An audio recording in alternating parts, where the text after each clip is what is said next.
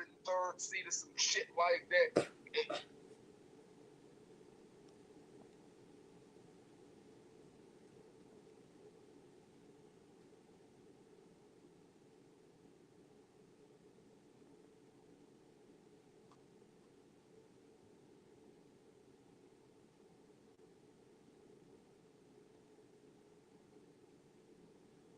Peace and pugilism.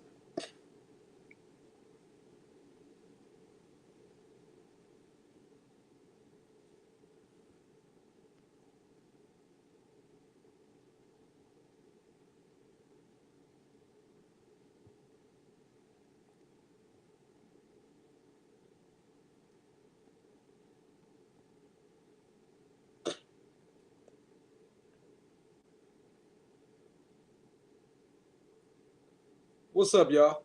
What's poppin'? Long time no see. Troy Graham, what's up?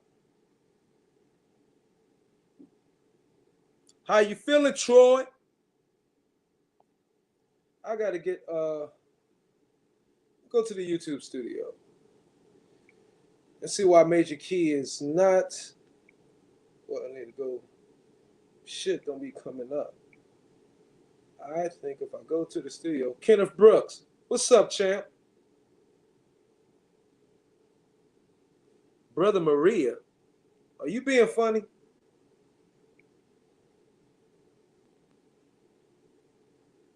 What you talking about, Brother Maria, man? I'm not trying to go in on people right now. It's my run. See, I'm not trying to stop.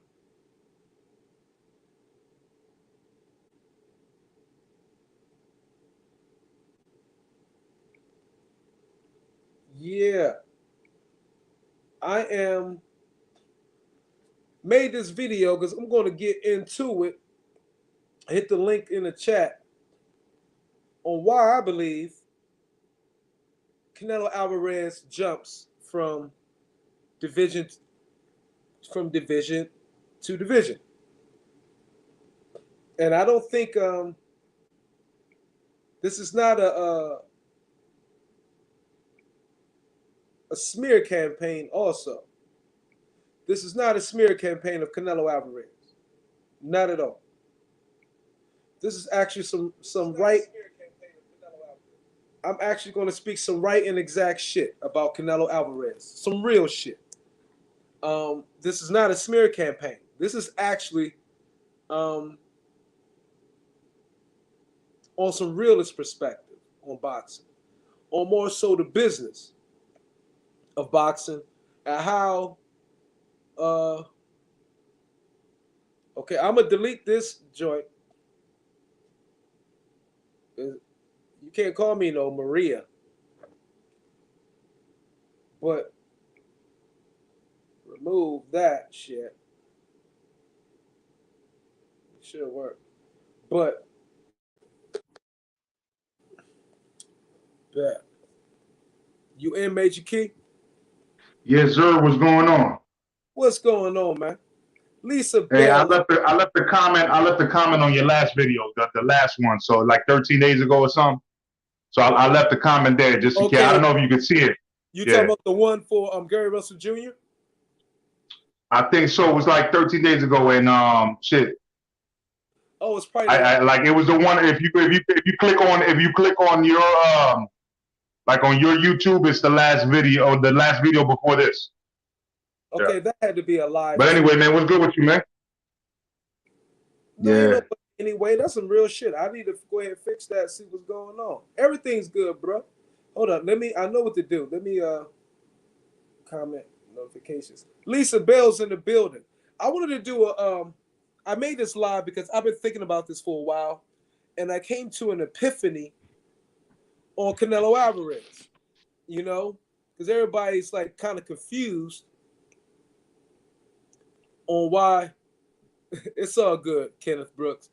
A lot of people maybe don't understand, and I really don't understand. This is my theory on why Canelo Alvarez is doing the jumping, a lot of jumping around to 175, 168, and 160. And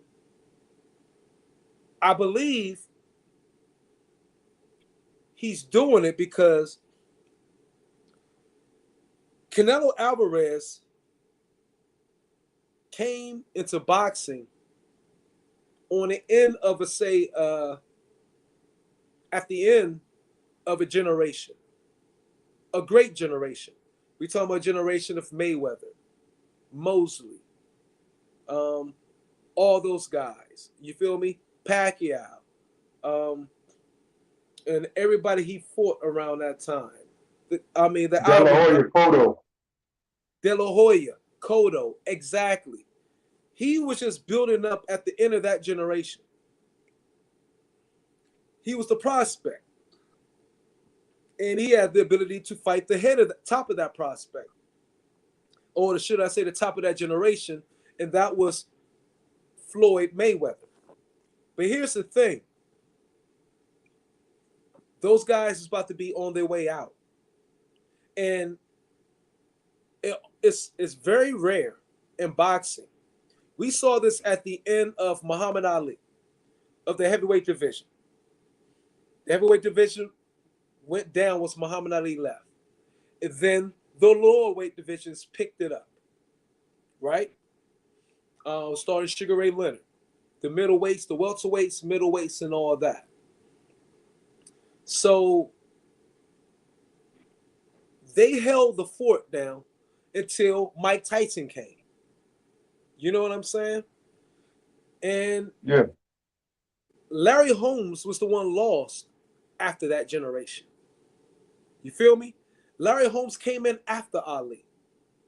But Larry Holmes didn't gather, or they didn't want to give Larry Holmes the accolades. He didn't get the fanfare. He didn't get the promotion in the back. You know what I mean? That Ali did. So everybody think that was just a dull time in the heavyweight division when it wasn't. It was because a lot of big names left with Muhammad Ali in this era, but Larry Holmes still had a great, was great. But he would never, he gets that from those, the diehards who really know sports, but he won't get that from the casual fans. You know what I mean? The casual fans won't acknowledge Larry Holmes. Well, that is very, very similar to what Canelo Alvarez is going through. And Canelo Alvarez's career is going to be judged by and if you share the video if you haven't, people, Canelo Alvarez's career is going to be judged by who he competed against, who he fought. It's definitely in their primes, while he was in his prime. The problem with Canelo Alvarez's career is there is no other big names out there but him. And he started very young. So and the fighters who are sitting in his weight division right now, or sitting in the era with him, that's along the same age and everything, they don't have the experience that Canelo Alvarez has. They don't have their record don't boast, okay, the accolades that Canelo Alvarez has. And so they can't compete with the fanfare, okay, with the commercial backing, with the everything that Canelo Alvarez has. Because a lot of those fighters did start late into boxing, and late with their careers. So Canelo Alvarez, and this is the first time, if anybody knows Myron Magnus, they know I'm critical of Canelo Alvarez. But when you watch this video, you're going to think, wow, is Canelo Alvarez working, kind of leaning himself on Myron Magnus? Yes and no. I'm being actually quite honest. Canelo Alvarez has to make his fights interesting to the boxing world. And the only way he could do that is to make fights that appear where he can be the underdog. even when he may not be. You know what I mean? He has to do drastic moves in the people he fight, far as weight divisions, because he needs to he's jumping up 2 weight divisions. He's jumping up 1 weight division. Well, he jumped up to 175, then jumped right back down to 160. He has to make moves like this, and this is my opinion, my theory. He has to make moves like this, okay, during his career to still pique interest. To still show that to substitute for the lack of peers on his level at the same time, he has to substitute that with making these drastic moves up and down in weight divisions to keep his fans and the boxing world intrigued, excited. You know what I'm saying? And he's a force, unfortunately, in this conundrum that he can't control, because he can't control other people's career. He can't make up a rivalry or much nemesis for him. See, Manny Pacquiao, people love Manny Pacquiao so much because Manny Pacquiao had, and why Manny Pacquiao's revered so much, even in some people's eyes more than Mayweather, because Pacquiao had true boxing rivalries. He had Marquez, he had Barrera, he had Morales. You know what I'm saying? He had 3 people that built him up already tremendously, especially with the Mexican boxing fans and Mexican Americans and us and Americans in general, with just 3 fighters who were great in their own right. Mm. He used them, okay, to launch himself up to superstar status. Well, the issue with Canelo Alvarez, unfortunately, is he doesn't have nobody. And even Triple G doesn't do it for him like Marquez, Morales, or Barrera did for Pacquiao. Triple G. So let me make 3 quick points, Myron, because the more you explain, like the more points I have to counter. You know what I'm saying? I don't want to lose my thought process. Okay, go ahead. My bad. He don't, because I can lose it quick. He don't have the peers and the major competitors with him on his level at this time, in fanfare, in support, okay, that's revered, that have great accomplishment themselves, because Charlo don't have it, Andre don't have it, Billy Saunders don't have it. None of these guys have this. That those 3 fighters that Pacquiao went against, as far as Morales, Marquez, and Barrera, they can't do for Pacquiao. The fighters Canelo's fighting, the fighters we want him to fight, can't do for Canelo Alvarez what those 3 fighters did for Pacquiao. They can't do for Canelo Alvarez what Arturo Gatti, Diego Corrales,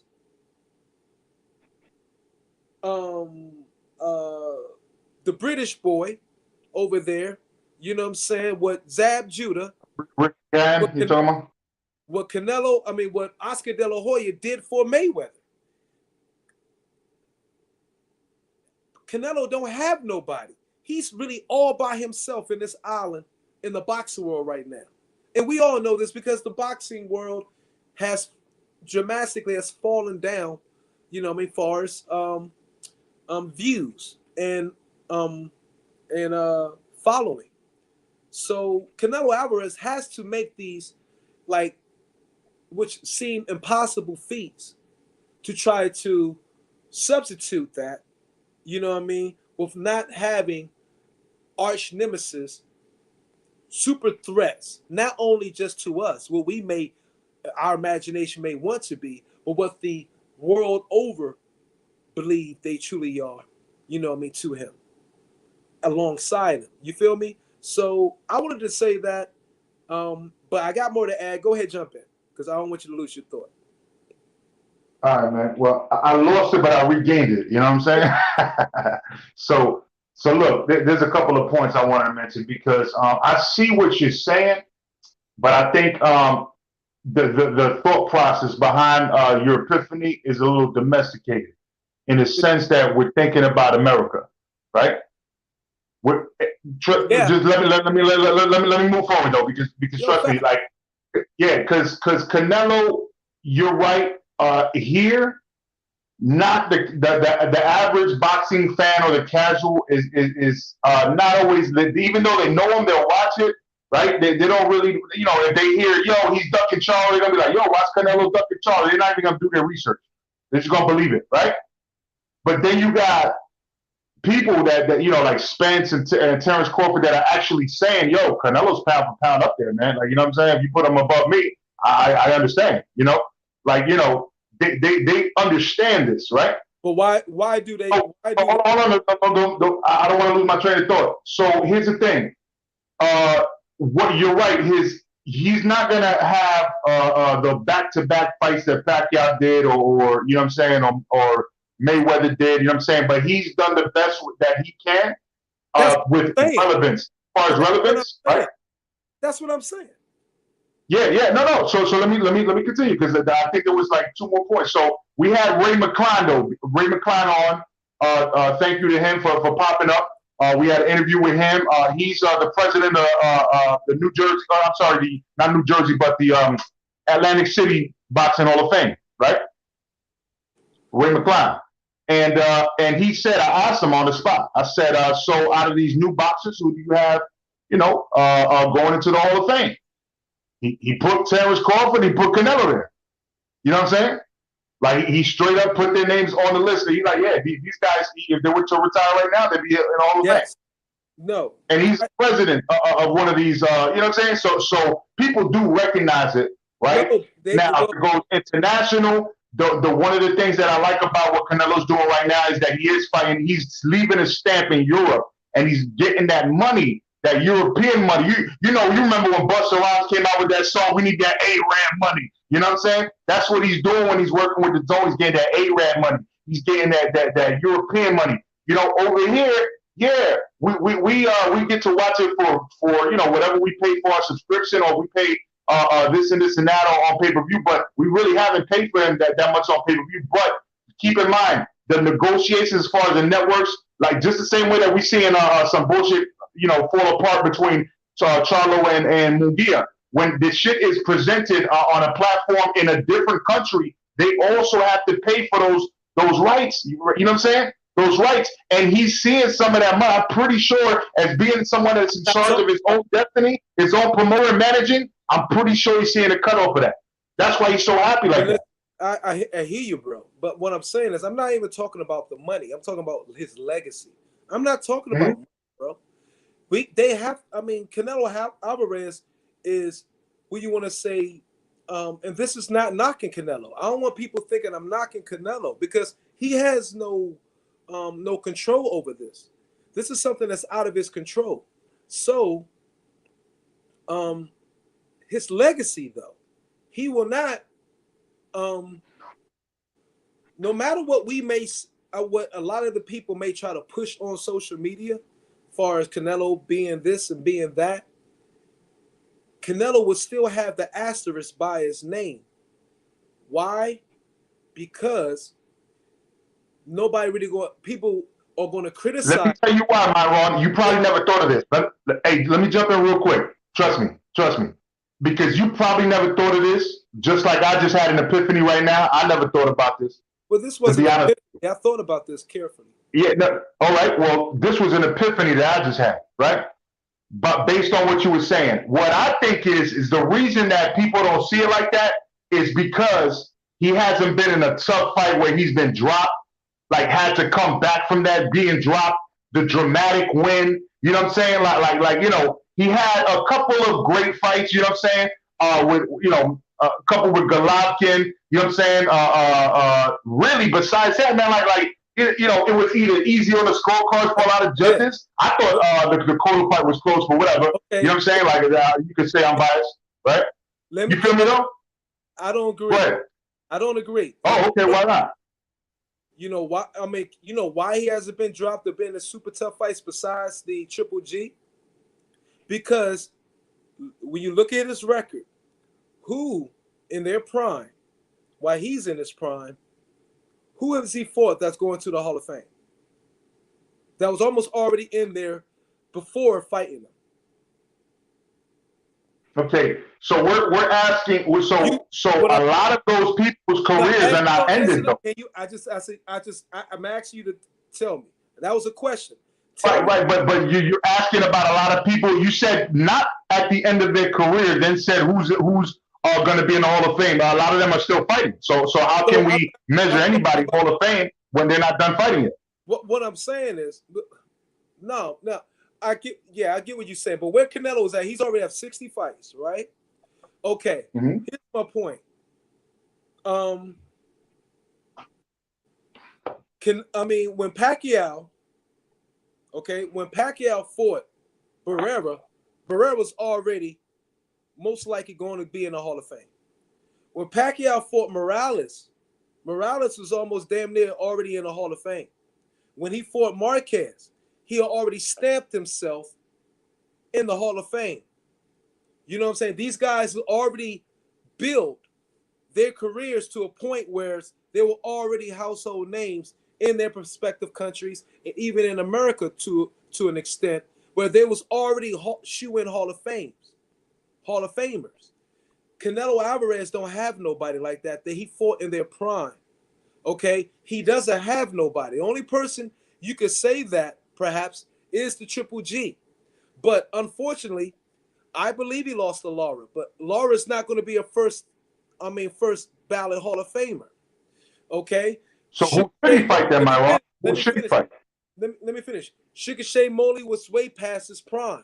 He was in the Hall of Fame, but he was in the Hall of Fame before Canelo, and he was over the top before Canelo.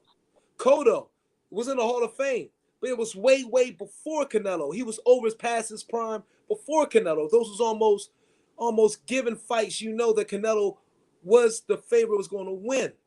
Unfortunate thing for Canelo is he's in this universe as pretty much, you know what I mean, in his weight divisions from 160 to where he's fighting 175 is damn near really the only lone Hall of Famer. He doesn't have nobody to bounce off. So Canelo Alvarez has to make the impossible look possible for his career. I believe that's how they're strategically moving him. If you want to people, I'm trying to answer the questions to the people wondering, well, why would he jump up to 175, then went down to 60, all that? I think Canelo knows this. He's very smart. And perception is reality. Canelo Alvarez knows he needs to do these, make like these impossible jumps to show how truly great he was in an era where there is not much greatness around him. Am I clear? Do you understand what I'm saying? No, I'm following you 1,000%. My question to you then is, who should he fight then in your eyes? Because I get the point that you're limiting it from the 160 to 175. It's not who we should fight. It's not. What I'm telling you, it's not much. What I'm telling you is, I just said it's no greatness around him. So there's nobody for Canelo to fight right now to truly that is on his level, on par. So let me finish. Go ahead, and please, before you jump in, Troy, let me respond to him when he says, because this is going to tell back to what my last time. If Terrence Bud Crawford was already like at 160, Canelo Alvarez has somebody to roll with. If Billy Joe Saunders fought Demetrius Andrade, fought these people, didn't have that, and he was American, he has somebody he can. Canelo Alvarez has nobody, like the example I used with Pacquiao, with Barrera, Marquez, Morales. Okay, like Pacquiao has these guys to help justify his greatness. Canelo is in the era right now by himself. He's in between greatness. Okay, when a new crop that will come up, and then they would look to get Canelo and stamp off Canelo, but Canelo might be 36, 37, 38 then. What I'm saying is Canelo needs to do these impossible jumps all around weight divisions because he's standing alone by himself. Mayweather had a wealth of talent still with the division where he could retire or come back. Okay, I'm going for Mosley. I'm going for Cotto.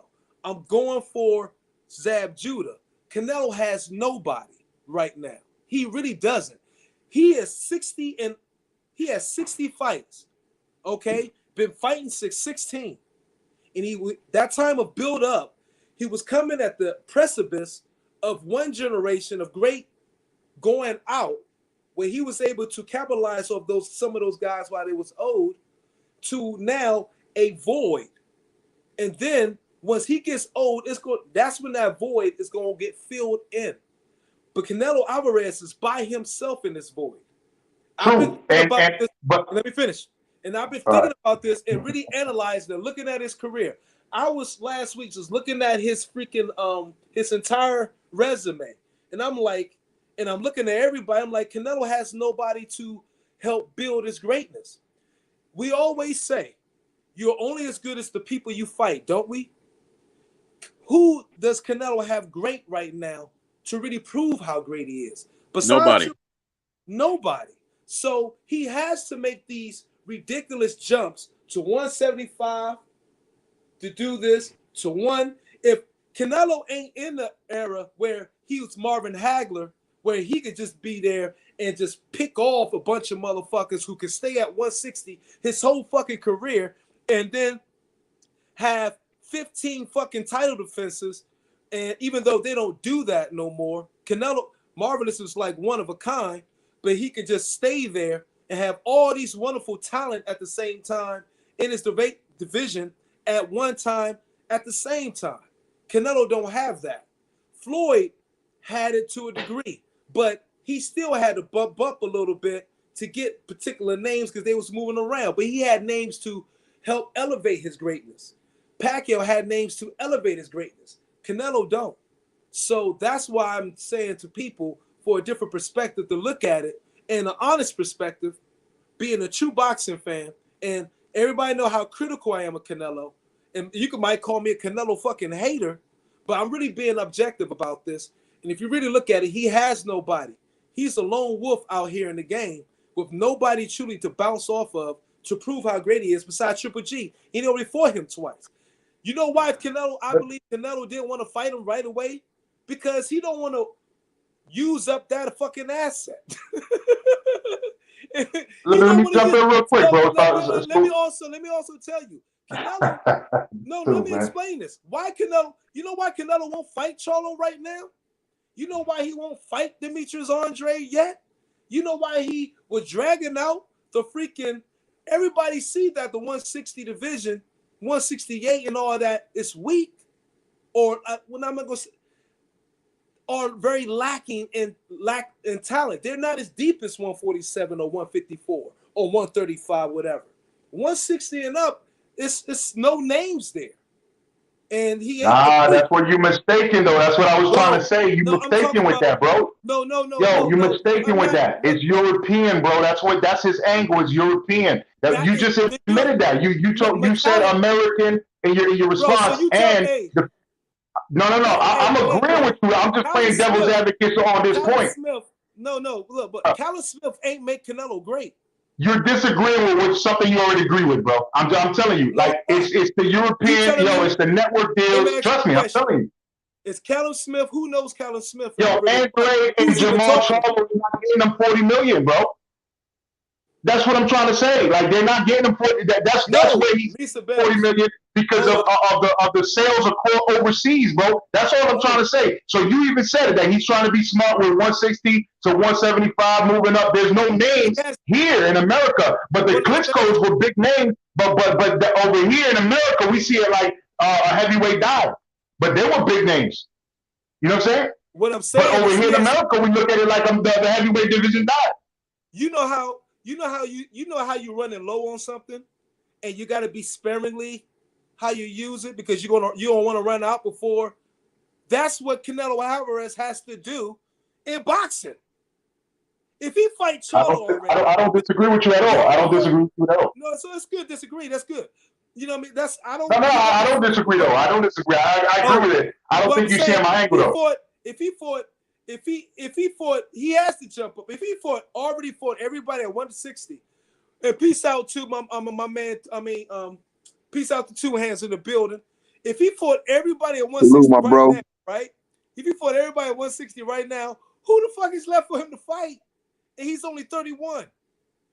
So he can't fight everybody. You gotta drag shit out, drag matches out, and Lisa Lisa Bells is right on point. The fighters need to fight each other to hopefully build up their freaking their persona, their name recognition. Absolutely, yeah. Now I'm not, like I said, I'm not disagreeing with you. Right, Canelo Alvarez is completely right when he tell him to do that. He is completely right, and I had to like step back and really look at this shit. I was like, you know what? Canelo's like, yeah, I can't. If I fight all you motherfuckers, then you're done. And if I win and everything, you're done. Then you ain't no name. People ain't gonna be wanting. Oh, I want to see a rematch of this. It's not like Roberto Duran fighting Sugar Ray Leonard, with two are already being stamped as great. This not that. You know what I mean? It's not fucking Sugar Ray Leonard and Tommy Hearns. No. When they're already stamped and you know it's going to be done. You know what I mean? People going to want to see that. Those cats ain't drawing no money. So Canelo need to be sparing and like fight each other to build your shit up for me. So until you do that, I got to jump to 175 so my fans won't get fucking bored with these fuckers I'm fighting. No names up here in the UK. He knows that. He would have. I believe. Look. I believe this motherfucker went to the UK to fight these bums to hope these American niggas build their shit up. He was giving you motherfuckers time, nigga. What you're saying, Myron, is Myron. What you're saying is that he has no names to fight, so when he fights, his fights have to be for a purpose. Yes. Like when he came to 168. He was his purpose was to get all the belts, right? When he moves to 175, it was just to get another belt because he has no names to fight. I agree with you. But he wouldn't. He said himself. He knows. Canelo Alvarez knows he's best at 160. Canelo knows this. He's not. He's too big for 160. Listen, I'm telling you of what he said his mouth. When he won that fucking belt, he said, and they was asking him after he beat after he beat Billy Joe Saunders. And he was like, yeah, but I don't. Oh, after he beat Kovalev, he said, I think, yeah, I know, yes, but I have to go back to my division. And you know what I mean? He was saying 160, but it's those guys at 160 ain't built their names up, so it could be beneficial here or for his legacy. And Canelo Alvarez is thinking about his legacy right now. That's really what's on his mind because you can see 60 fights, but if those names don't look, we're going to dissect and break all that shit down. Where he fought Cotto, he was going out. He fought Mosley going out. Who really is sorry? Build up is going on. He gotta, make it look like make these impossible moves. Like, and so we talk about this nigga. What do we talk about? This nigga jumped 2 weight divisions and doing it. I can't be mad at that. Two Hands that made the argument. Everybody's made the argument. Canelo in his mind said, I gotta do this shit to make it do something to make it more exciting. You know what I'm saying? To help build up my legacy. To make it seem like I'm doing the impossible. And I'm saying is props to Canelo, really. And what he has to do, unfortunately, in this void in the boxing world of talent around the division the way he run that. That's all I'm saying. I'm giving justifying why he's doing what he's doing. I got what you're saying. Just real quick, and I know Two Hands could jump in behind me.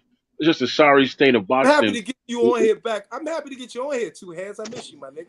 Right. But it's just a sorry state of boxing where, we the fans, we can see that the fighters have to actually build themselves up, but the fighters are not even trying to build themselves up. They're just standing in place, waiting around for one, one individual. You know why? And look.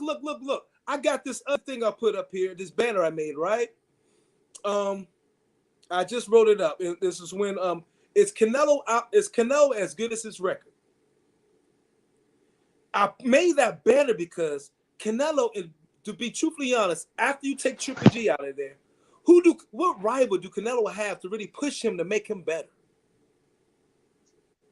I mean, a motherfucker that he's gonna like, oh shit, okay, I gotta bring 300%. That he really gonna have fear.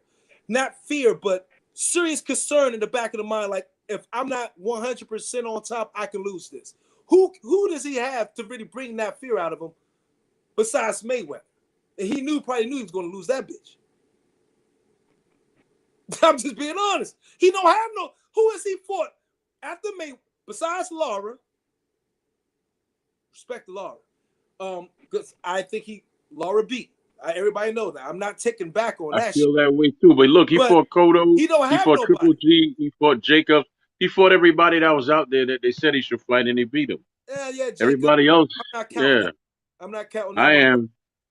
That's why I got fucking shadow banned on by the motherfucking bitch that's about the Jacobs fight. But that's another motherfucking. Look, don't bring the Jacobs up no more. My bad. I don't want no fucking the ghost of Shadow Band's past to come back on the nigga. But hey, Canelo don't got nobody. And Jacobs ain't big.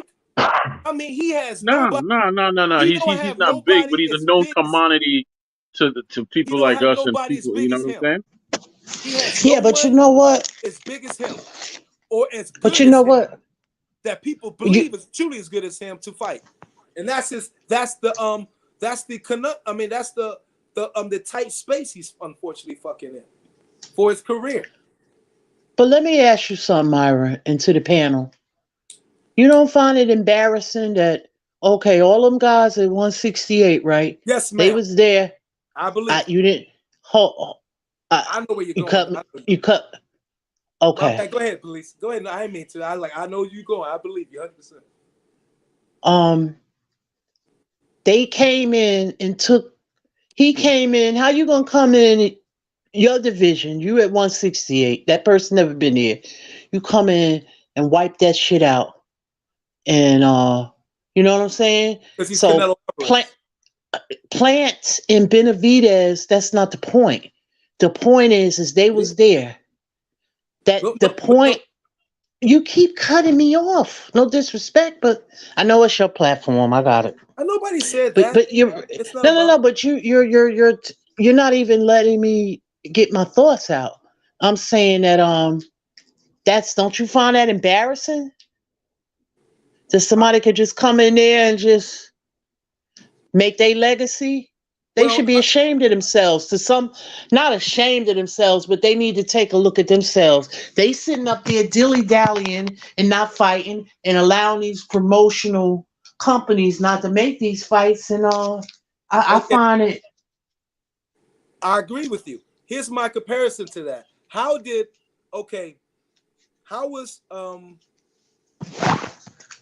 Sugar Ray Leonard, after 3 years retirement, was immediately able to get a fight with Marvin Hagler with nobody in the middle? Because he was Sugar Ray Leonard. There you go. $50 million in his name. There you go. That's it. Yeah. How was Mike Tyson? Same with Canelo. How was Mike Tyson able to come out of prison and already was ranked in the top 5 of all the fucking sanctioning bodies weight division?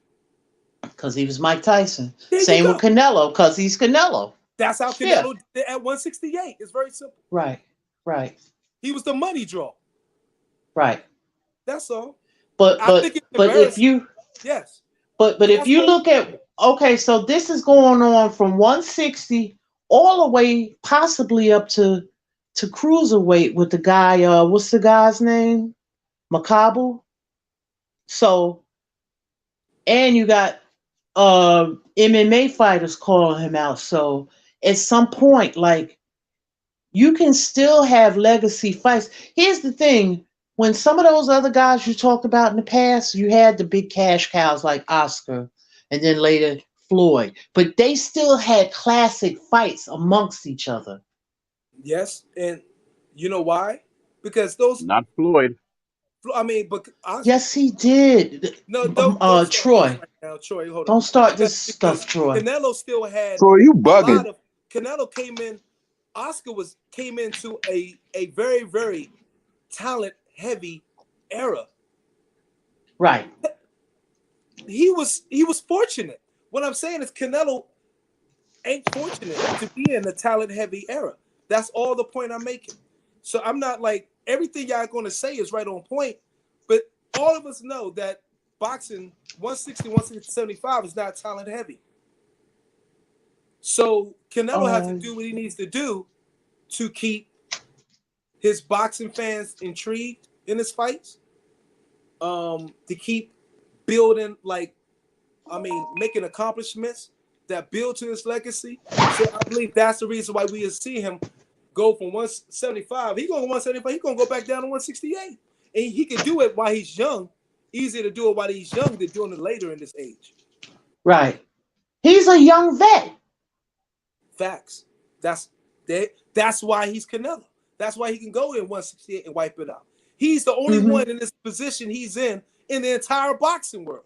Who's out here besides fucking motherfuckers in the bantamweight and the lightweight, Chocolatito, Sarong Visai, and these motherfuckers who got 50 fights?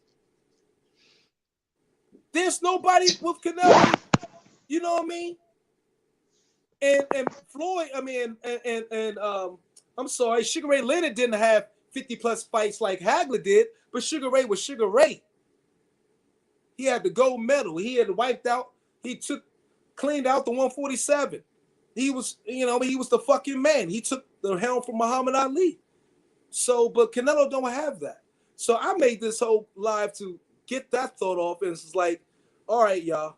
I mean, I'm now seeing. Right. I was really trying to see. I'm seeing what's going on behind the minds and strategists of the matchmakers for Canelo and what they need to do to help keep him up there on a career. So this live was not like this live. This whole live wasn't a charge on Canelo. It was just like empathizing with the situation he's in the world of boxing today. I mean, you know, go ahead, Deuce. Well, I'm sorry. Go ahead, Deuce. No, go ahead, Deuce. Go ahead. The crazy thing is, it's just like when you look around at everything Canelo has done, you know what I'm saying, considering he's been a professional since he was 15 or 16 years old, and all the world champions that he has under his belt. And it's just like, you know, I had to come to this conclusion. It was like, you know, I was hypercritical of everything he did. But then it's like when you look at his career and you're like, okay, he's fighting Dimitri Bivol. There's only one out of Dimitri Bivol. There's only another guy that you're going to consider tougher or on his level at 175. And that's Artur Beterbiev. So it's just like when you're getting in the ring with that guy, and you got guys like Demetrius Andrade, Jamal Charlo, and David Benavidez, and I could take all three of these individuals' record and just go back from 2019 to just 2021, and all three of their records have no significance or even come close to touching what that man has done in literally a year and a half in boxing. You have a problem there. Because see, just like you were alluding to, where like I made a video called "Every Hero Needs a Villain in Boxing." Yes, these guys are each other's hero. These guys are each other's villain, but none of them are entertaining one another. And it almost looks like to me now where it's just like, yo, this dude is fighting a straight up killer and has a resume that surpasses you guys 2 or 3 times over. You guys have climbed, you know, some of you have climbed 2 weight classes on Jamal Charlo, 2 weight class champion. Demetrius Andrade, 2 weight class champion. And it's like this. Even when you look at it, none of these guys have anybody on their resume. Jamal Charlo's resume is better than Demetrius Andrade, but that doesn't say much. But all in all, when you look at them, they sound like a bunch of kids who are pointing fingers at one another like, oh, it's your fault. It's your fault. I'm at the point where it's just like, yo, it doesn't matter whose fault it is. You guys have not entertained one another. I can't look to you guys' resume and find anything that I can respect. So you guys need to get on the ball and do something. Because if you guys did a round robin of one another right now, that would generate so much of a buzz in boxing, and it would propel you to a sense to where you would have a public likeness to where it would warrant Canelo to want to have a fight with one of you. Because honestly, just like you're saying, he's going to have to keep jumping around looking for the toughest opponents, stretching his body out in weight, fighting guys at cruiserweight, fighting guys, you know, he might even clean out 175. Two hands. Here's the facts. It's not like even they're the toughest opponents. I'm like it's like the toughest the obstacle. It seemed like more of the opponent than the opponent himself. Like jumping up, like when he first did the jump up to Kovalev, we was like, what the fuck? You know what I'm saying? I agree in every aspect. The jump. Even though if I thought whatever it is, it's just how it looks like, whoa, he gonna jump from 160 straight to 175? It's creating headlines. And Canelo needs to do stuff like this for his career. And I'm gonna drop a napalm bomb. Not that it's something that nobody don't know. Let me tell you something. The difference between the twins, Jamel and Jamal. When they were both at 154, they had the option to fight Lara, who was the guy at the time, the big guy. And Jamal told his brother, no, we're not going to fight Lara because we're personal friends, and and his kids go to school with mine. Okay? That's the difference between Jamel and Jamal, and why Jamel is where he is now. That's a fact. That's a fact. You know, it's Jamel has made monster leaps in between what Jamal has done, and Jamal is the brother who came out first. The problem is, it's just like, it's all of the hand holding and all of the excuses and all of the finger pointing needs to just go out of the window. And it comes to a point where boxing is a game where, respect is based off production and activity. And if there is no production and there's no activity, then where can respect be granted? Now, I'll never mention Jamel's name when it comes to bashing his name, because he's the one who was actively involved in fighting champions. He's and the putting, risk taker. Exactly. The He was the one where always the risk taker. PBC didn't even back him when it came to, him fighting Erickson Lubin. That whole promotion was flipped in favor of Erickson Lubin, and he went out there and knocked him out and pretty much blasted the whole PBC, how everybody was riding for Lubin, even in promotion, and they were against him. But once again, production and activity, gives you the respect or gives you the push when it comes to the public of where you consistently need to be when it comes to this boxing world. And if there is no production and there is no activity, there is no push from the fans, there's no push from the public, and then you're quickly forgotten. Because we do exist in the era right now where there's literally Canelo and then there's the other guys. How long do you want to sit in the world where you're just considered the other guy, or the complainers, or the guys who have their collection plates out wanting to get a gimme? Boxing should be more than just a gimme in your career. It should be something that you should go out and seek to be great. And I'm not seeing that from these individuals. I just hear a lot of conversation about it. 300%. Hey, yo, hey, Coach Malachi, what's up, baby? Thanks for the freaking super chat. Get your ass on the panel if you want. I'll put the link down underneath your super chat. Actually, great boxing talk. Troy, chime in. I have nothing to say because I'm agreeing with everybody, so I'm kind of just chilling. So many people complain he's not fighting Charlo or David Benavidez, but at the same time, what have they done to build their own careers? I've actually made this comment before. You don't see the moon howling at the wolf. There's the wolf that howls at the moon. So he don't need to howl at them whatsoever. Right. And the same thing, this is the most horrible time to be having this this issue between PBC, Top Rank, and Matchroom. And a lot of people, here's the truth. I also was doing research on this, about this cross the street shit. I honestly believe, and I had to look at this shit from another way. If I'm Top Rank, or should I say, if I'm PBC, and I was just sued by Top Rank for quote unquote stealing fighters, which they were saying and all of that, and sued by Golden Boy by stealing their fighters and all of that, so much that it went to the fucking Congress or all this shit, and it came to Muhammad Ali Act. Would I want to do business with them? You know what I mean? We've been talking about this cross the street shit like from really only one kind of angle. You know what I'm saying? And I was like, last 2 months, I'm like, you know what? I'm gonna bring this. Gonna be good new boxing talk. I mean, a different, hopefully, narrative and perspective that people look at. I mean, you gotta look at the truth of the matter is, when you go to Wikipedia and look at it, it was Top Rank Bob Arum and Oscar De La Hoya that sued Al Heyman. You feel me? So now, who wouldn't sue somebody who took their stable? You can't. It's nobody. Fighters are independent contractors. Okay, you can't take somebody if they don't want to go. You know what I mean? He didn't take nobody in middle of contract. Okay, these fighters was looking for a different opportunity. This is all goes to the highest bidder. And where are these fighters today? Promoters are salesmen. promoters are general contractors looking for subcontractors, and the subcontractors is the fighter. You can't be you. How can they? You can't steal another motherfucking stable. No, Al Heyman gave him an offer that they didn't refuse, and they went with Al Heyman. And now you got you can't. So, but that's not Al Heyman's fault. If he presented them with something that was better, they felt that was better than what Bob Arum was giving them and what Oscar De La Hoya was giving. You can't blame. Well, didn't Oscar get money from that? I don't know if he did or not. But from what I remember, he did. I don't know. He didn't get no fighters back. So you know what I mean? No, he didn't get that. Yeah. No. So he lost. I got a question, Myron, and for everybody in the chat and the panel. But my point is, why would you want to work with why would you work with different banners if they done sued you? You wouldn't want to work with them then. So this is where this other side of the street got created. You know? Look, I don't care nothing about all of that. That's one. You know why?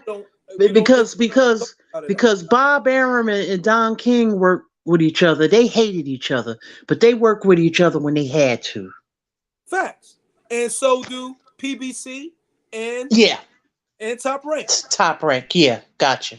They do. See, the crazy thing is, it's like when you deal with Premier Boxing Champions, it has to be understood in this way. It's like, okay, you can have the foreign broadcasting as far as contractually speaking, but when it comes to dealing with us, you're going to give up the domestic rights to broadcasting. And it seems like if you're going to do business with them, it's either, they've gotten away from doing it kind of in tandem because, they didn't break even with the Wilder Fury situation. So it's like this. So that's kind of like just thinking of the Munguia Charlo situation. They're like, look, we want 100% of the broadcasting now. I'm not all in their finance and everything, but I mean, come on, they can't be. I don't want to jump ahead of myself and sound ignorant because I don't know the numbers, but things can't be too well if I'm thinking of it, from a social empirical standpoint. But how much it would draw, because they're not big names, you say. Right, exactly. So it's just like, when you're dealing with the PBC, it's not enough to go around. Right. They're not going to give out. They're not just going to throw away money. They ain't in position to, for one. No. So everything that they do, it's just like, you got to be willing to solely deal with us and give out a majority of the rights to us. And I think that's where it kind of falls on a standstill. But my thing with boxing has always been a game about taking risks. When it comes to careers, when it comes to greatness, and even when it comes to finances, sometimes you have to somebody has to be willing to take the little to get a lot. So I just feel like whether it's fair or whether it's not fair or it's unfortunate or it's misfortune, somebody has to be willing to say, you know what, I'm going to go ahead and deal with this to get to where I need to go, because that's the only way that you're going to be able to get one of those belts over there or be able to sensationalize one of those fights or get a victory or possibly a victory out of one of those fights and dealing with that promotional outfit. That's the only way I see it. Yeah. Facts. And to add on to what you're saying, because they're not big names and not have a draw where it's enough to go around, staying with this same side of the street, they'd rather just fight within the joint and just try to keep it all in the house, so they know exactly what they're making and if they very minimum loss. So they're not taking a risk like you're saying. You know what I'm saying? But also no. If I may jump in because I fell off. I don't think it's like not a risk. I think it's a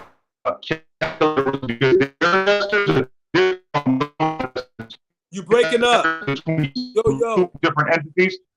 My bad. Can you hear me now? Yeah. Yeah? All right. So I was saying that there are two different entities. You see, PBC, one of the problems that they had is that their plan was over 250 fighters in their stable, and they have, let's say, conservatives to keep it,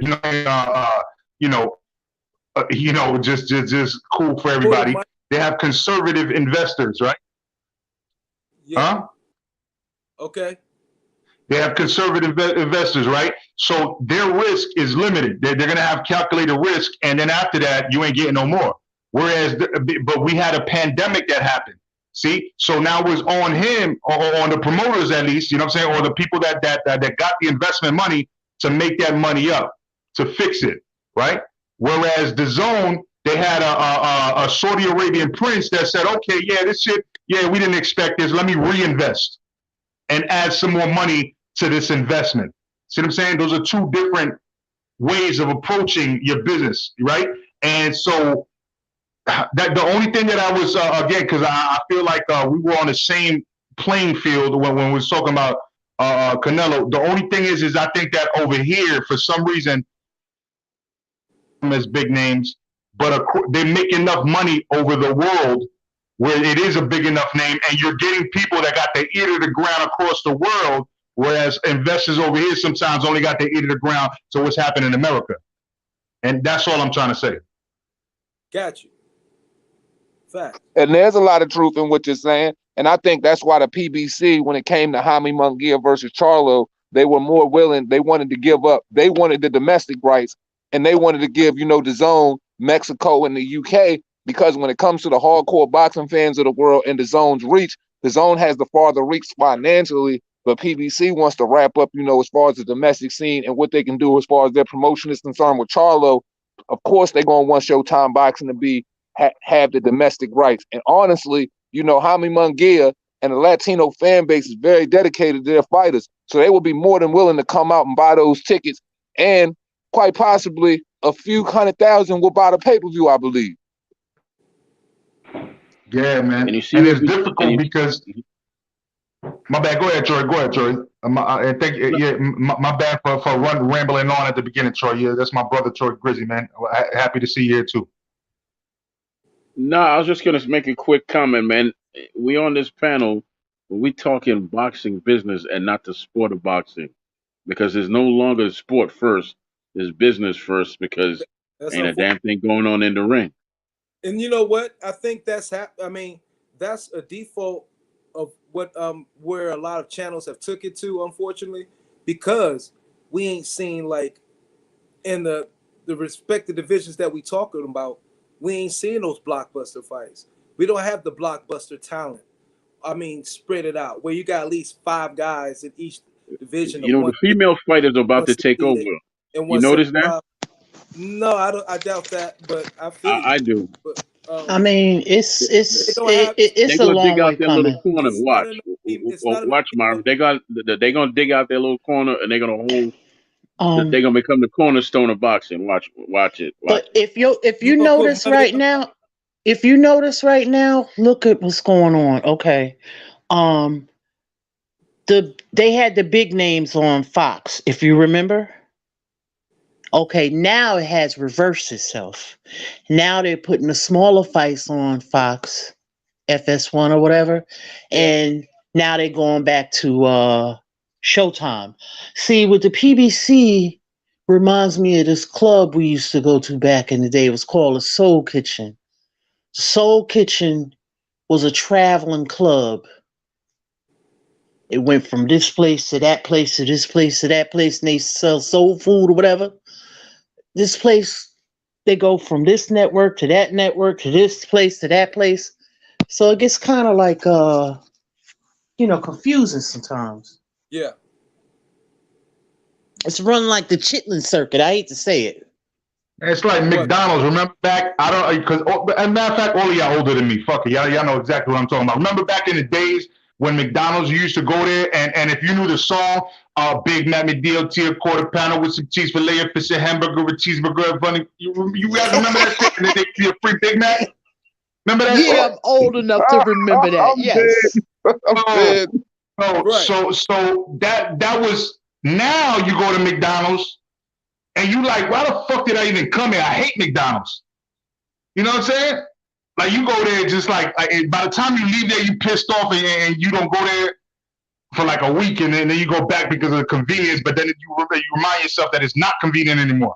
You know what I'm saying? And it's not fan friendly anymore. It's just a household name. That's all it is. But I wanted to say this though.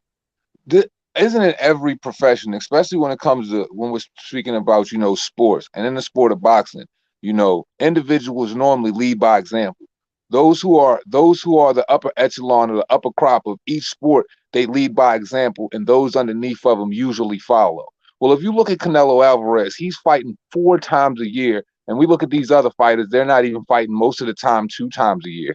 So, if we're going to see a succession in the sport, then those who are leading by example, the footsteps in the sand, they need to follow that. And we're not seeing these fighters follow that protocol. So I feel like that's where we have a huge disconnect. It's just like, yo, if you're witnessing success with one individual where they're getting $50 million paydays off the rip, no questions asked, and you guys are fighting for $1 million to $700,000 per fight, some getting a little more than that, then how are you ever going to break that cycle if you don't follow in the footsteps of those who came before you? Every person that came before them that are great, they entertained big fights and they were highly active. We're not seeing that type of activity from these guys. You know why? You know what? It's like the bourgeoisies and the proletariats.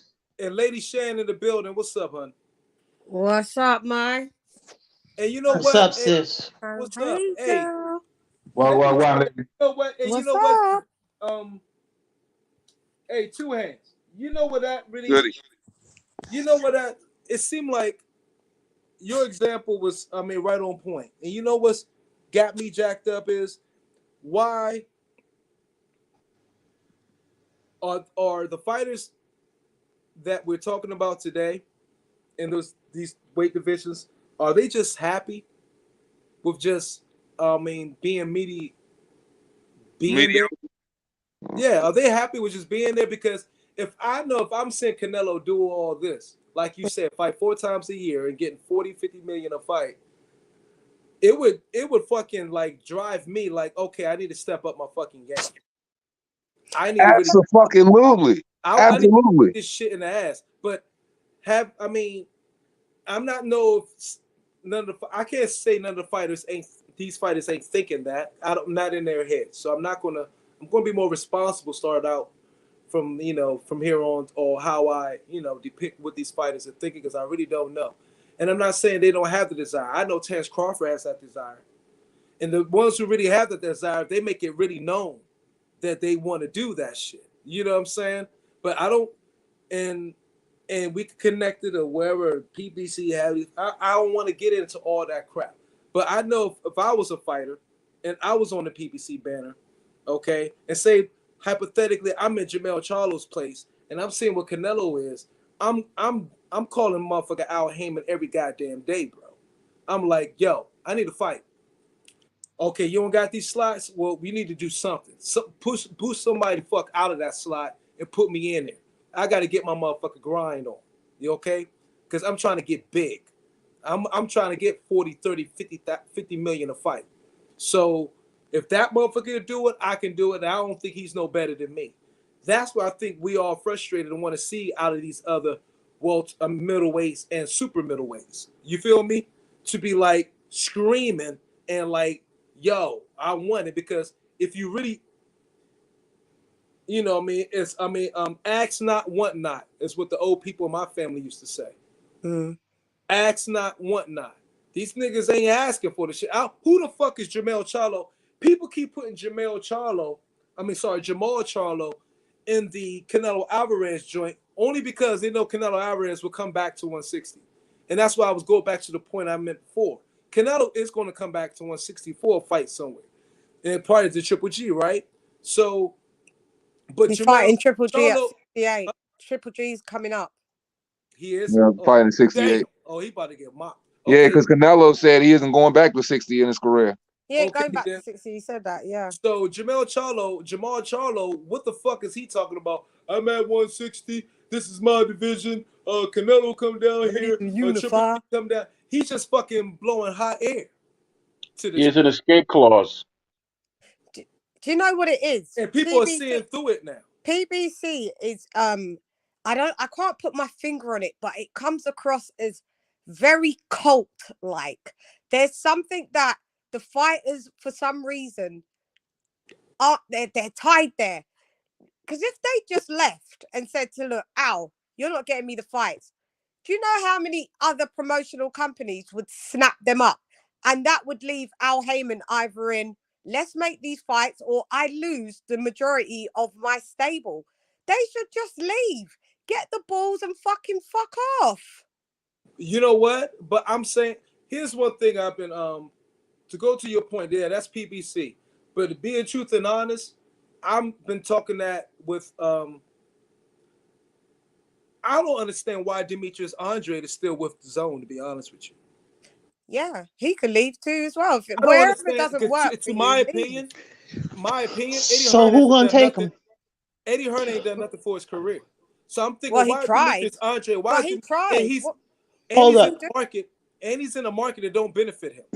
yeah, So but what I'm can thinking, he why do? the fuck is he What still can with the he Zone? do It had to be if- because of the money, right? Yeah, but what can he do if he's at a stable where nobody wants to fight him because he's on the other side of the street? There's only so much Eddie can do. Well, you know what? In Myron. the world we live in, and outside of boxing, how we will move, I use the same shit that we do to correlate. You go to where the money is. Myron. Right. He's not going to be able to go to PBC He's not. because he was with Rock Nation before, remember? Mm-hmm. They don't mess with him over there. They don't. Okay, you gotta understand that. The crazy part about do your Demetrius, research, bro. I'll tell you on the back end. the crazy part about Demetrius Andre's situation is, it's like he getting paid so much from the Zone. It's hard to leave him and go to another competitor when they're paying him the type of money. Like you said, they're paying me this type of money for the Luke Keelers of the world, et cetera, et cetera. So until I'm getting that type of money, there's no point of me leaving. And then it's like, when you have two of the biggest stars on one stable, it's like, as a promoter, you got to look out for their interests first. Demetrius Andrade isn't really garnering any interest, so it's kind of like, damn, the one fighter you want is already hooked to a stable, but he don't want you. And the other fighters who are on other promotional outfits, they don't want no parts of you unless they're going to get an astronomical amount of money, like Samson Lickowitz said when it came to David Benavidez. So it's kind of like, damn, he's damned if he do, damned if he don't. Now, do I feel like, Eddie has done everything for him? I feel like he's tried. But I feel like, Eddie walks a fine line, because if he pushes too hard with Canelo, does Canelo really want to do business with him if Andre's name is continuously mentioned? I don't know. Okay. Why hasn't he fought Danny Jacobs yet? That's a good question, because he should fight somebody. They said that they friends and they not going to fight each other. Have you heard them say that? I have. They're friends. And listen, I like it. I think he's the best promoter in boxing right now. But Danny Jacobs isn't really, anything to write home about at this stage in his career. So, Danny Jacobs is on the back end now, isn't he? So he just got beat in the UK. He just got beat. Myron, they both said they wouldn't fight each other. They're friends. Okay, so Triple G. And they both was on the Triple G don't want to fight him. Yeah, Triple G chose the black guy, the domestic fighter from Canada, Steve Rose, when because Eddie actually tried to make the fight with Triple G, but he refused to do it. And he said he wanted to fight Steve Rose. He wouldn't fight Demetrius Andrade because that could have been the first fight for Triple G when he came to the Zone, but Triple G didn't want it. And then Triple G, of course, he got his way around it by being able to make the Murata fight, which is a unification. So it's kind of like, Triple G made his way around that. And then, of course, Canelo being in that situation, it's already locked Triple G up in a unification and an undisputed fight against Canelo. Because the one thing about Triple G is Canelo has a name, but still Triple G still has a name in boxing. And it's much bigger than Demetrius Andrade. So once again, Andrade's interest falls at the bottom of the totem pole. What Eddie has with what all of Eddie's dealing with right now is just kind of unfortunate situation. Okay, and I everything y'all said, I agree 100% with what y'all said. I was just using y'all to go ahead and help explain. Make my argument that the same shit happened in PBC is happening in the Zone. No, not really. It's happening at a mass. It's happening at a mass scale in PBC. At the end of the day, Eddie's making, and no one's. We got to call it the facts. Eddie makes more fights than he doesn't make. Okay, fights. well, my point is, we were saying why ain't Charlo and Benavidez fight and all this stuff and make it. What I'm saying is, you can go to the other side of the street and ask the same question to these guys. That was my point I was making. It's the same thing. Why isn't Rashidi Ellis getting fights? He with Golden Boy. There you go. You know what I mean? So it's happening in all of them. So I'm just. Why isn't Blair Cobbs getting fights? He's with Golden Boy. Yeah, 33-year-old prospect like Earl Spence. He's such a prospect, he's such a prospect, but at the end of the day, everything that came out of that prospect's mouth was true. Not everything. Well, everything. I mean, he's a coward. He don't fight nobody. He ducking. Well, he ducking Bud. Tell me which bit. What he said. Where was the lie? Where was the lie? Because I must have missed it. That's if you. I mean, if you look at everything just black and white, there's no gray in the business world. Yeah, I don't. But yeah. I don't think. I mean, all I'm saying is everything's happening all over the place. We're in a bad world, and my argument was I just think that's why Canelo is in the situation he's in to justify doing some of the things that he does. You know what I'm saying? I don't have the answers to everything why all this shit has happened. I know one thing. I know we all are frustrated. That's universal. I'm not really that frustrated because I get my joy from watching classic fights. Yeah, because we ain't getting current ones. But you know, we talking about today. See, like I was so frustrated with just the practice of boxing, and I literally was ready to shut down my whole channel because I got so much of a love for the sport. But then, like I said, man, I had to reel myself in and had to realize that I'm just accepting boxing on boxing's terms. And what I mean by that is whatever's taking place, I just realistically, you know what I'm saying, take it, you know, report it as it's going on. And as far as my expectations or thinking down the line like this might happen or this happened and it doesn't, I'm not going to allow myself to get down on it anymore. Whatever takes place in boxing, hopefully it succeeds. Hopefully we get a lot more succession in the sport. If the fights are going to be made, they're made. If not, they're not. I'll herald the great fights, and then I'll be very silent and dismissive of the fights that don't even matter. Right. 1-2 Kid in the place to be. What's going on, Double M? How you doing, man? What's up, champ? What's up? What's up, family? On, Lisa? How you doing? Two hands. Chilling. What's up, Brody, Chilling. bro? Troy. Got Lady Chan in the building. You know, I'm a little happy. I'm kind of happy with some of the things that's happening in boxing right now. I like the Shakur fight that's going down. I like that those two are about to unify. Y'all want to talk about that fight? Mm-hmm. Yeah, we can cook on that. Ooh, I was happy to see that. I don't know what really to say about that fight. Ain't nothing to say of it. He gonna quit on the goddamn stool. Is Shakur overconfident? My question to all of y'all. Hell to the no. Nah. Oh, he knows. Brick City, baby. He come from my city. He knows how good he is. Brick City to Camden. I gotta fuck with my guy, man. Gotta fuck with my guy. That's my dad's city, man. He gonna show up. Brick City. Where's your boy Hang on. What is Oscar Valdez? What advantages do we have? Oscar Tees? Oh man, Oscar Valdez. Oh, I call him Oscar Tees. What do Shakur need to worry about with this boy? Not a goddamn thing. Power. Well, Oscar Valdez, I'll say this about Oscar. He's no slouch now. Oscar Valdez has fought through adversity. So he's fought through some things that on the pro level that I haven't seen Shakur hasn't experienced. Oscar Valdez fought with a broken jaw. He's fought through adversity. He's a tough young man now. Listen, so I'm not saying this. When you fighting through adversity and a broken jaw and you going life and death with Scott Quigg, like, bro, that's a complete come on. Scott Quigg was way bigger than him. Remember, he weighed in much bigger. Bro, it's hard to last 5 minutes with a broken jaw just in life, let alone being the ring. I really don't care. Look, when you sign up to fight, you got to worry broken orbital bones, broken jaws, broken ribs, all of that shit go with it. What I'm saying is the level of opposition. Is Scott Quigg something that you're going to be talking about 10 to 15 years from now? Yeah, but you just say no, you're not. He goes life. You're not. So what I'm saying is this. Oscar Valdez doesn't present any problems when it comes to the skill set that Shakur Stevenson bring to the table. So when we sit here and talk about his power, bro, the fight where he was so powerful, he tested positive for phentermine, which is basically an amphetamine on his A and B sample against Miguel Berchelt. When he fought Robson Conceição, who has a amateur pedigree and who has footwork and who has movement, he beat his ass and he got robbed on the card. So are we really going to talk about Shakur Stevenson struggling with goddamn Oscar Valdez when he's struggling with Robson Conceição? Talking about, I just asked. I don't think he's No, he asked. I just answered his questions. I look at the pros and the cons, you know. Don't give him any. Shakur just shouldn't give him any opportunities and maintain the distance.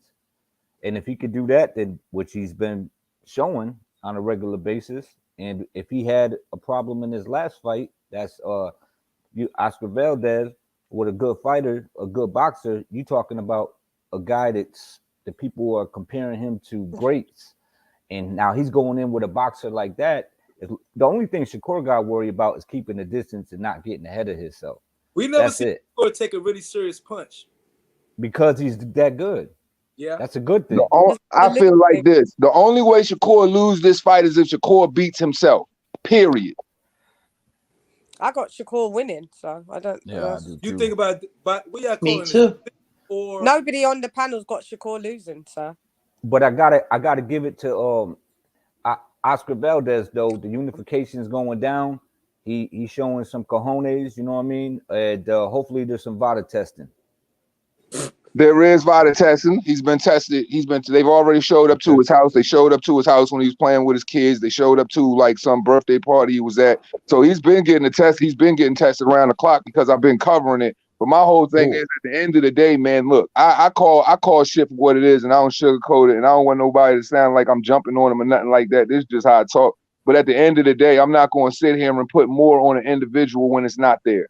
I'm not going to, you know what I'm saying, sit up there and act like, you know, he's going to pull some miraculous shit out of, like he's going to pull a rabbit out the hat and, you know what I'm saying, do some magic tricks in the ring when it's not there. It's just cut and dry to me. The style does not benefit Oscar Valdez in any way, shape, or form. So I feel like, you know, if we just watch Shakur Stevenson come off the back of a sensational Jamel Herring performance, who was completely defensively responsible, who operates off the back foot beautifully on the counter, and then we're looking at a guy like Oscar Valdez, he's just set up to get destroyed. Yeah, I'm talking like me myself though. I'm talking on the other level of it. 2 hands.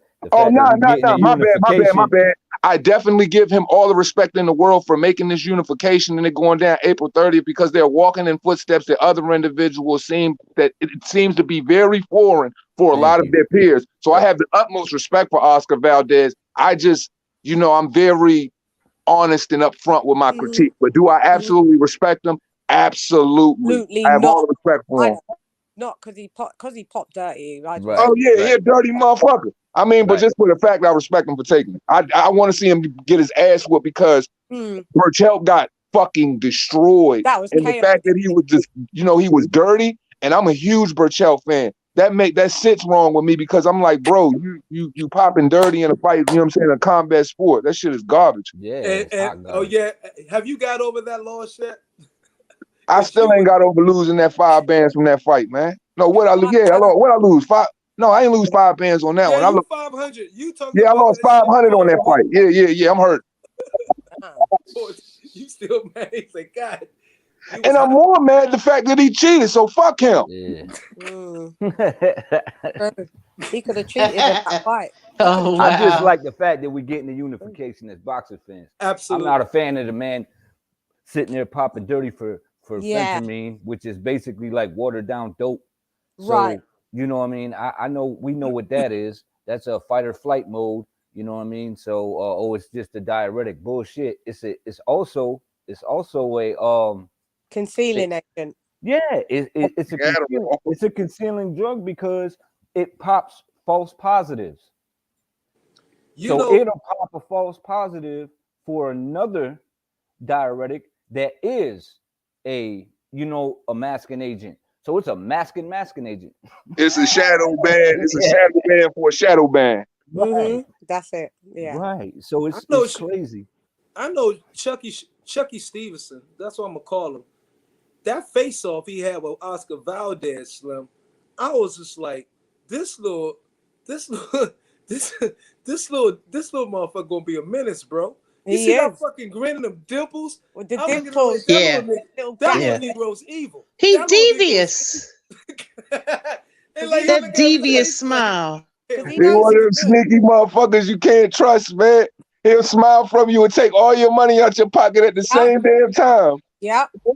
Chucky Stevenson. And look, I never seen him. First of all, I don't know what Bob Arum was. I mean, it was not much promotion for the face off. They was doing it in the goddamn looked like the a pool area, some outdoor hotel. area. Yeah. I'm like, come on, Aaron. But he was like, I just remember watching the joint on Fire Hype. He was like, yo, man, where's the face off? And he was just so anxious and ready to face off. Like, hold up, we gonna get to whatever. Like, shit, fuck all this dumb shit. And I was like, this little youngin is just biting at the bits. Mm-hmm. He can't fucking wait. Mm-hmm. Oscar Valdez, he just looks so stoic, got the shades on, cool, calm. Yeah, and Shakur he seemed tense, and Shakur seemed super relaxed and excited. You see how fast that motherfucker looked away? You don't never look away until they tell you to break. That motherfucker looked away quick as shit with shades on. He ain't ready for this, man. He know. This what he been avoiding since 126. Man, come on, bro. He been avoiding this shit since 26. He know it's coming, bro. And that Jamel Herring fight do not help him at all. Like, and them dimples scared the shit out of fucking Valdez. I swear to God, them dimples. That nigga he's like, yo, he told him that's my belt. Like I was fucking like, somebody up that much. Mm-hmm. You should not like fucking somebody up that much. That shit like he was grinning like, I'm like, this little bastard's crazy. He's like, I love him though, but he's super wise. That little youngin is wise. And I think great counsel. Yeah, the effects of him being, raised and trained by his grandfather. You can see the kind of the maturity of how he speaks. He's like, he'll say, yeah, I'm a real nigga and all that. But a lot of things he say is very, very, very, very, insightful and depth. Like he really knows himself. Mm-hmm. And I was like, he's going to be okay. That's when he did a interview with somebody. It was called they were sitting on a couch, him and another dude. And some of the stuff he was saying, I was like, cigar talk. Oh, cigar talk. Yeah. Cigar talk. Yes. Mm-hmm. And I'm like, this little youngin, okay, he got a lot of self-awareness. He is extremely confident. I'm like, okay, he may very well be the. I already thought he was, but I'm like, now I'm thinking like he is the one. I'm highly invested in him, man. Yeah. Like spiritually, mentally, I'm highly invested in him, man. You know what I mean? I don't want to go two heads in and shit, and because you get you like excited, but I'm like, this little motherfucker. Yeah, that See, the fight thing right that makes there, me, man. Go ahead. Yeah, the thing that makes me really enjoy him and really be so invested in backing him is the fact that ever since he came in the door, he's been screaming for championships. He's been screaming for unifications. He's been screaming for every guy who was supposed to be great amongst his peers, and he's never wavered from it. And then even when he faces little trials and tribulations with that situation in Florida, all you seen is growth, and prosperity, in positive ways from the kid. So it's just like, yo, he's operating the right ways in the ring. And then if you look at his counsel between Andre Ward, Jay Prince and Bradley and all the other guys he got around him, like, bro, it's like, man, this kid really has the chance to be, like a larger than life figure in boxing. He's got the look, he's got the style, he's got it all, man. He just got to keep doing what he's doing.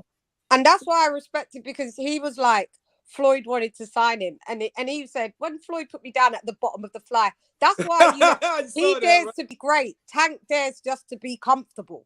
Exactly. Yeah. And that goes back to that mediocrity that you speak of, Marvin, when you ask me if people are comfortable being mediocre. That's how I look at Jamal Charlo, because he lives in Texas. We know the cost of living in Texas, and he's more than happy with getting $750,000 to $1.2 million paydays and not moving from it. And there are a lot of fighters that are like that, because you got to think of it like this. If you come from ramen noodles and wish sandwiches to going to getting $700,000 to $1 million paydays fighting duds, why wouldn't you be comfortable sitting in that driver's seat? He seemed like he could tent, right? That's what I was saying earlier, bro. I was like, a lot of fighters like that. Welcome to Brian Harkin, welcome to the panel, champ. My brother. Yo, what's up, Boxing Logic? What's up, Brian? Yo. BB, Brian in the place to be. Ireland in the place to be. My guy. Yeah. Okay. Right. Yeah, there's a lot of guys. There's a lot of guys like that. And some guys know if they go higher, they're going to get exposed. That's the truth of it. Some guys know that. They know if they go higher, they will get exposed. If they try to reach to that next level, if they try to reach to that one opponent too high, they're going to get exposed. And some guys you know what's funny though? It's not just them, Brian. It's their promoter. It's their promoters and their agents too. They're like, nah, man, you ain't ready for all that. They ain't going to tell them that right out, but they just going to be like, nah, you don't want that fight right now. You know what? Hey, the fear of failure working hand in hand. That's bad business. You know what set Charlo back? You know what set Charlo back? I believe from them not pushing him more harder. That fucking that fight he lost, we should have won. It was on the same night where his brother lost to old boy. He lost to when they had the double header. Korobov. Yep. Sergey Derevyanchenko and Matvey Korobov and Tony Harrison. That's right. He leaped up. He got Sergey, but that slowed him down. Korobov whipped his ass. He hurt him at the end. I believe Charlo lost that fight. That's what them boys both lost the same night, yo. That's crazy. A twin doubleheader, and both of y'all get your ass whooped. Proper The decisions was lopsided too. I felt like identical. I felt like Jermell might have pulled it off, like just squeaked it out, but Jamal got his ass whooped. Yeah. Both of them boys got boxing lessons, man. They both got outboxed. They both got outboxed, and it was live on TV for the world to see. And that was supposed to be their coming out party to be able to elevate their likeness. And really, all it did was hurt them. It seems like every time they go out to elevate their likeness in their, their double headers or their pay-per-view events, they always come up short in sensationalizing their victories. It says a lot about them. Yeah. When it comes down to that, right? It's a simple. These guys know. These guys deep down know. If I go to the next level, I will get exposed. And do I want it? Do I want to go there, right? And there's a lot of people around them saying, "Don't take that fight. Don't take that fight. Don't take that fight. We'll get you nice money for this fight, and you won't get exposed." That's the reality of it. That's the long and short of it, isn't it? Basically, don't do it. Look, we would rather keep you at 1.2 than drop you to about 250K. Just stay away from that guy. Look, how much you need? Stay away how much you need not to lose? Like that is it's sad business. How much you need not to lose? Exactly. Yeah, that's why. The thing about Shakur, guys. Oh, go ahead. Boxing. Everything. My bad. 2K. Come on. After I say the thing about Shakur that I noticed, he believes everything he said. When he said, if I was at 160, I would beat Canelo, the way he looked at it and said, I was like, he believes that.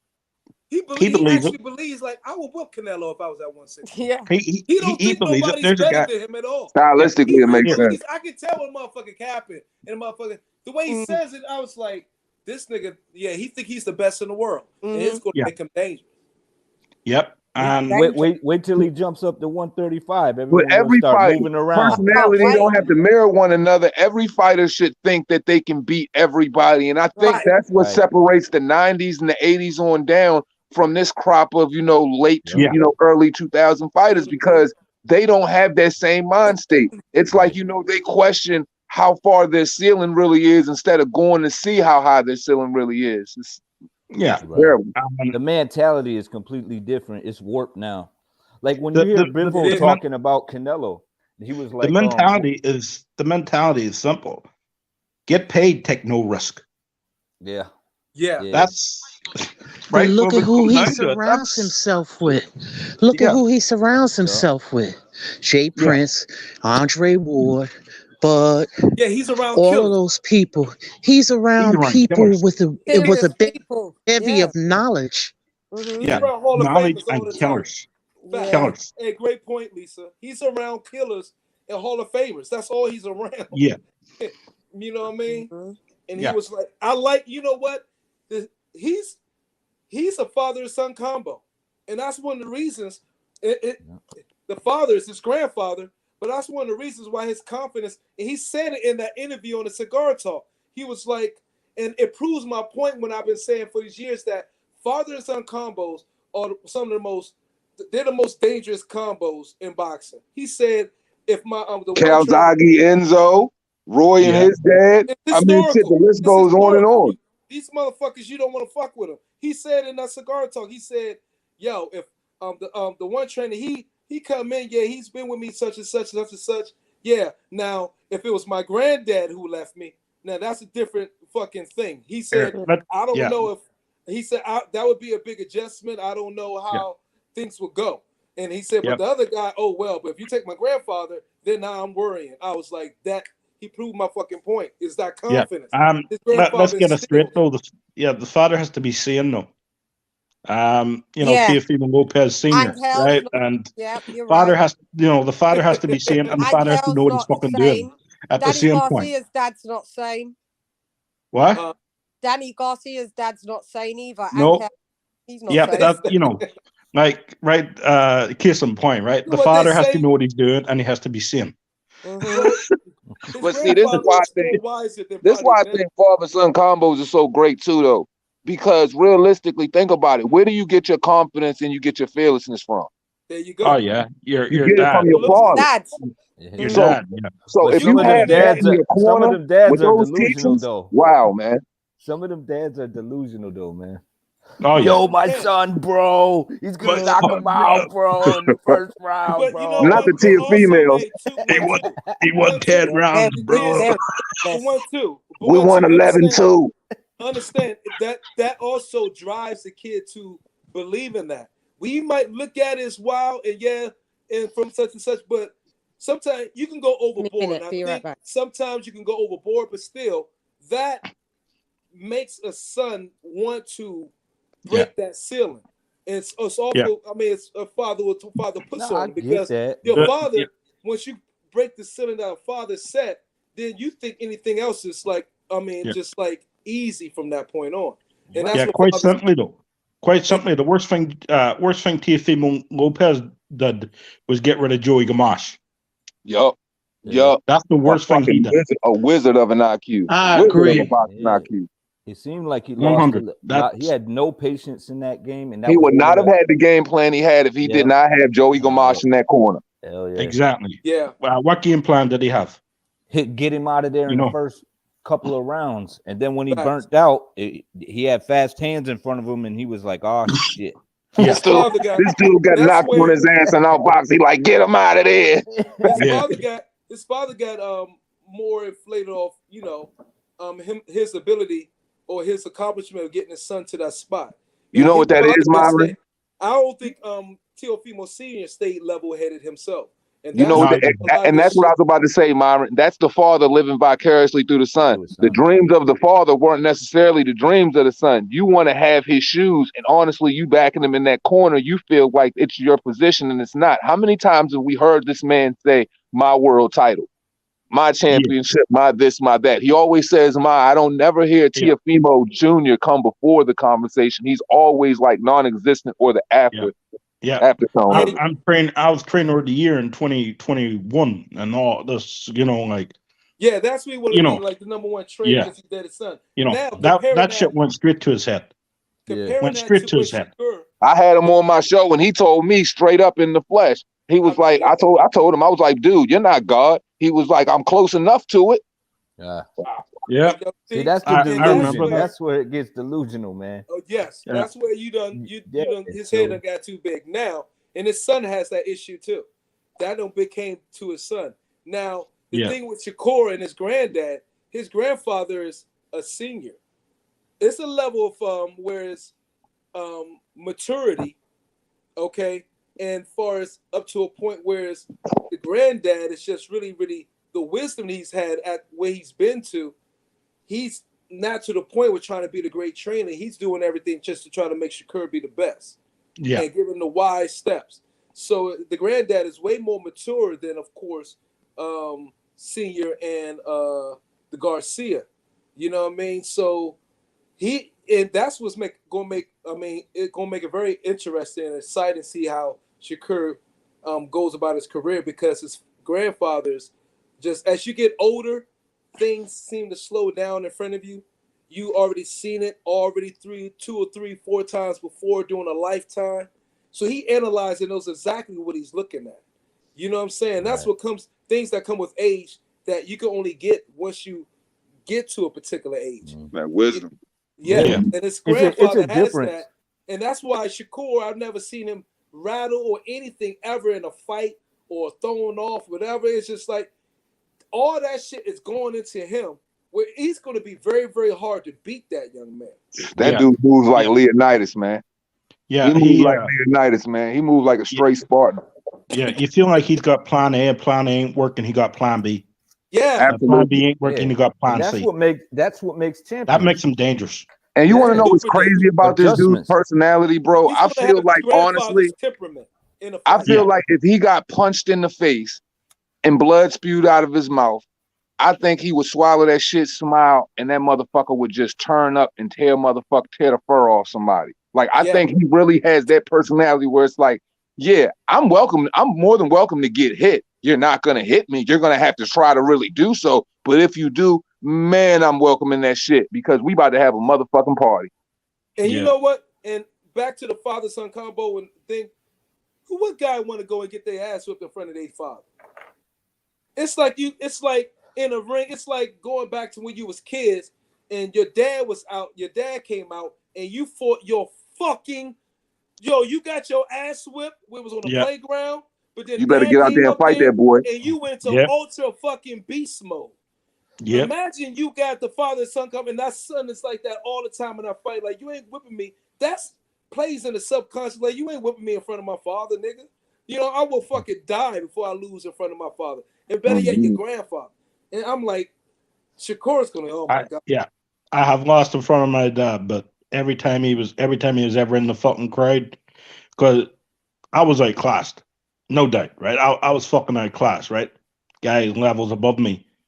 But when my dad was in the crowd and he was sitting in front row, I give it my best freaking effort every single time. It's human, yeah, bro. You know, simple. You do going to dig deeper than you ever dig before because the last thing you want to do is disappoint your father. Like, yeah, my uncles do that for me. You know what I mean? Yo, when man. motherfuckers tell me, I'm gonna tell your uncle if you don't fight him. I'm like, I don't even want to fight the kid. This fucking we in 6th grade and shit. I know I can whip up. If you don't fight him, he says something about your uncle. Nah, man, I don't want to fight that dude. If you don't, we're gonna tell your uncle. I'm like, oh, I gotta whip this little nigga. I don't like this little motherfucker.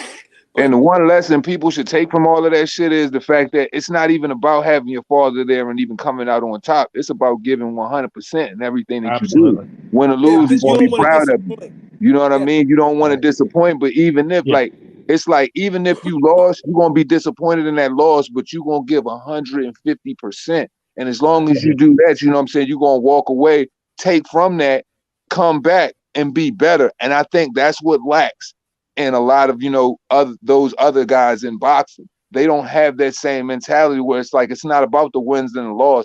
It's about going out there, trusting in your abilities, your skill set, giving 100%. And if somebody is better than you, you have to take an ass whipping to get better. Nobody's just great off of going through railroading everybody. You only know how good you are unless you're dealing with somebody who brings that out of you. And if you're not willing to welcome that, then you're only going to be a question amongst boxing conversations of how good could he possibly have been? Did he ever really take a challenge? We don't really know. So you're always going to have that question mark next to your name. Facts. And did he reach his potential? And that circles around to me talking about Canelo Alvarez. Is he as good as his fucking record? Because he don't have the Spartans like him in the world right now in the boxing game to really push him so we can really see this motherfucker. There's no shadow of doubt. This motherfucker is really that dude. He really don't have that. I think he got someone. I think Big Ball's has to. I think Big Ball right he now. has to try to manufacture it in ways of jumping weight divisions and all of that. Oh no, I get that, but he got a guy in front of him right now with the right mentality too. He said, "Yeah, I'm Russian." Yo, Bibble said straight up, he was like, "Yo, this is gonna catapult me to my goal, which is undisputed at 175." Yeah. So absolutely right. He's not on that payday shit, and he's like, and when they keep asking him, he's like, I'll be able to display my skills. Yeah, like yo, finally, he's like, finally, I'm be able to be able to put him on display or against somebody he thinks that he can truly maximize and put all of his skills on display. And that's why I've been screaming for this fight for 3 years, solely because I'm like, yo, Canelo is so talented. I recognize the skill, but there are only two people for the duration of the past 3 years that I felt like could bring the best out of him. And I truly felt like that was Dimitri Bivol and Demetrius Andre. And he's in the ring with Dimitri Bivol. So, and you know what? And you know what really make Dimitri Bivol super dangerous? And he's Russian. And pause. He's Russian. And Russian, ever since the Cold War, since me growing up, it's like Russia against the world. And that's the mentality of their people. It's us against the world. That's the mentality of a Washingtonian that two hands know. Because we're a city without a fucking state. And it's always us against the world, or wherever the fuck we go, whether it's in the prison systems or whatever. It's like them DC niggas don't. They, it's just like he got that mentality. I'm fighting for Russia right now. I've boxed two Canelo's Russians. about to be in a fight of his life. Dudes. They are fucking tough dudes. They forged by 5 and the coldest winners, man. I've boxed two Russians. They're tough fucking dudes. It's like the ball. You see what they're doing in the UFC? Dude, it's like it's us against the world. They're the toughest motherfuckers in there. Yeah. You know what I mean? Could be on that dude. You know, I heard a interview with De La Hoya, and he was like, yeah, but you know, he doesn't have good foot movement. I'm like, is this dude ever watched the Bivol fight? What? I was like, yeah, De La Hoya said that. I'm like, he must have never watched Bivol. Yeah, how high was De La Hoya when he said this? Because man, he must have just come off a bender. What did because he clearly is not taking into consideration his dimensions with his range and reach. Like Bivol only moves as much as he absolutely needs to. He literally stays right outside of his opponent's range, right in the kill box, and just uses, as minimal footwork as he needs to move to, to have success. But he has it. He has it. And he moves quickly. Bivol is one of the best fighters I have seen in a long time. In a long time. That can control range. I'm telling you, man. It's going to be the pace, bro. It's going to be the pace, man. The only thing I think with Bivol, because I watched 2 of his fights last week, he better not be trigger shy. No, he won't be. He is trigger shy. He was trigger shy at all. One of the last fights, I seen his last 2 fights. I've been watching him when he was knocking everybody out. Yeah. When he was fighting a little. His last 2. I just watched a year within a year. He beat the dude on points. Yeah, both of them. You talking about the Craig Richardson fight? But see, that's that European style. It's hard to look. It's hard to sensationalize against that style because it's so fundamental that it's never really gonna look monster sexy when you fighting against those guys. Like when you're coming in and you stay behind the fundamentals with that, that European style, it's hard to, sensationalize that. But see, the thing about that fight was Bivol didn't even try. So a lot of the times when we look at these fights, we have to take in consideration the style aspect too. So that's what goes along with the look. This fight right here, Canelo's going to consistently have to come forward to find him. And that's going to be a problem for him because he's going to walk into that jab of that sensational timing that he has. Yeah, as I've said before, Bivol is one of the best fighters I have seen at controlling the distance and range. He is one of the best. He's got the best understanding of where his feet placement is at all times and everywhere he is in the ring with him. Like he's amazing. Canelo's still going to beat him, by the way. Yeah, I don't know about that. I got the ball in this one. If Bivol doesn't knock him out, he may get the decision. Mm-hmm. If it go to decision, we know how it works with Canelo in decisions. But as far as the boxing match, I think Bivol going to go out there, and a lot of people going to be real quiet in the crowd. Yeah, I think it's gonna. I think it's either gonna bring the best out of him, or it's gonna look bad because Canelo's gonna have to work to find him. Canelo's gonna have to work when he letting them combinations go. Canelo gonna have to, and then Canelo got to keep up that pace for all them rounds. Like and Canelo takes breaks, backs up, uses his head movement. He ain't gonna be able to do that. Bivol has to go to Canelo. No, Bivol doesn't have to go to him at all. He's got the range and reach all night. Bivol, the thing about Canelo is Canelo's so used to being able to get on the front foot and slowing down the fight to the pace that he likes to fight due to his lack of footwork. He's not going to be able to do that with Bivol, with the combinations, the range, and the barrages, the punches. So when you come into him, he's going to have to work his body to position himself and slow him down. And the thing about Bivol is not just going to be able to give him that range. And as soon as Canelo try to shoot that hook to the body, he's going to take one step. He's going to take one step back and be outside of Canelo's range and still be in the kill box and be able to hurt him. So it's going to be it could be a very easy night for Bivol as far as putting his punches together and accumulating points. And another thing is people underestimate how hard Bivol hits because he has one punch knockout power. And this is a 30-year-old guy at 175 pounds who is arguably the best fighter at 175. So it's a lot. It's a huge pill to swallow. That's for sure.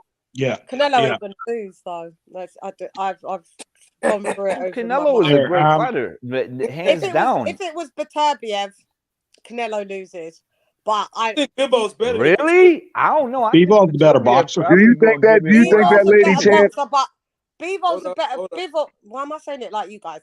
Bivol is a better boxer. Beterbiev has got 100% knockout ratio. Like it's 100% stoppages. So he may not be as technical, but he would stop Canelo. But Canelo, but at the same point, at the same point, Canelo has 100%. Stand in the fight. What do you call that? There, he's never been knocked down or knocked out. Like, what I'm saying, it's Bivol out of Bivol and Beterbiev. Bivol is more beatable than Beterbiev for Canelo. I don't believe that because I think honestly, I think Bivol is the better of the two out of him and Beterbiev.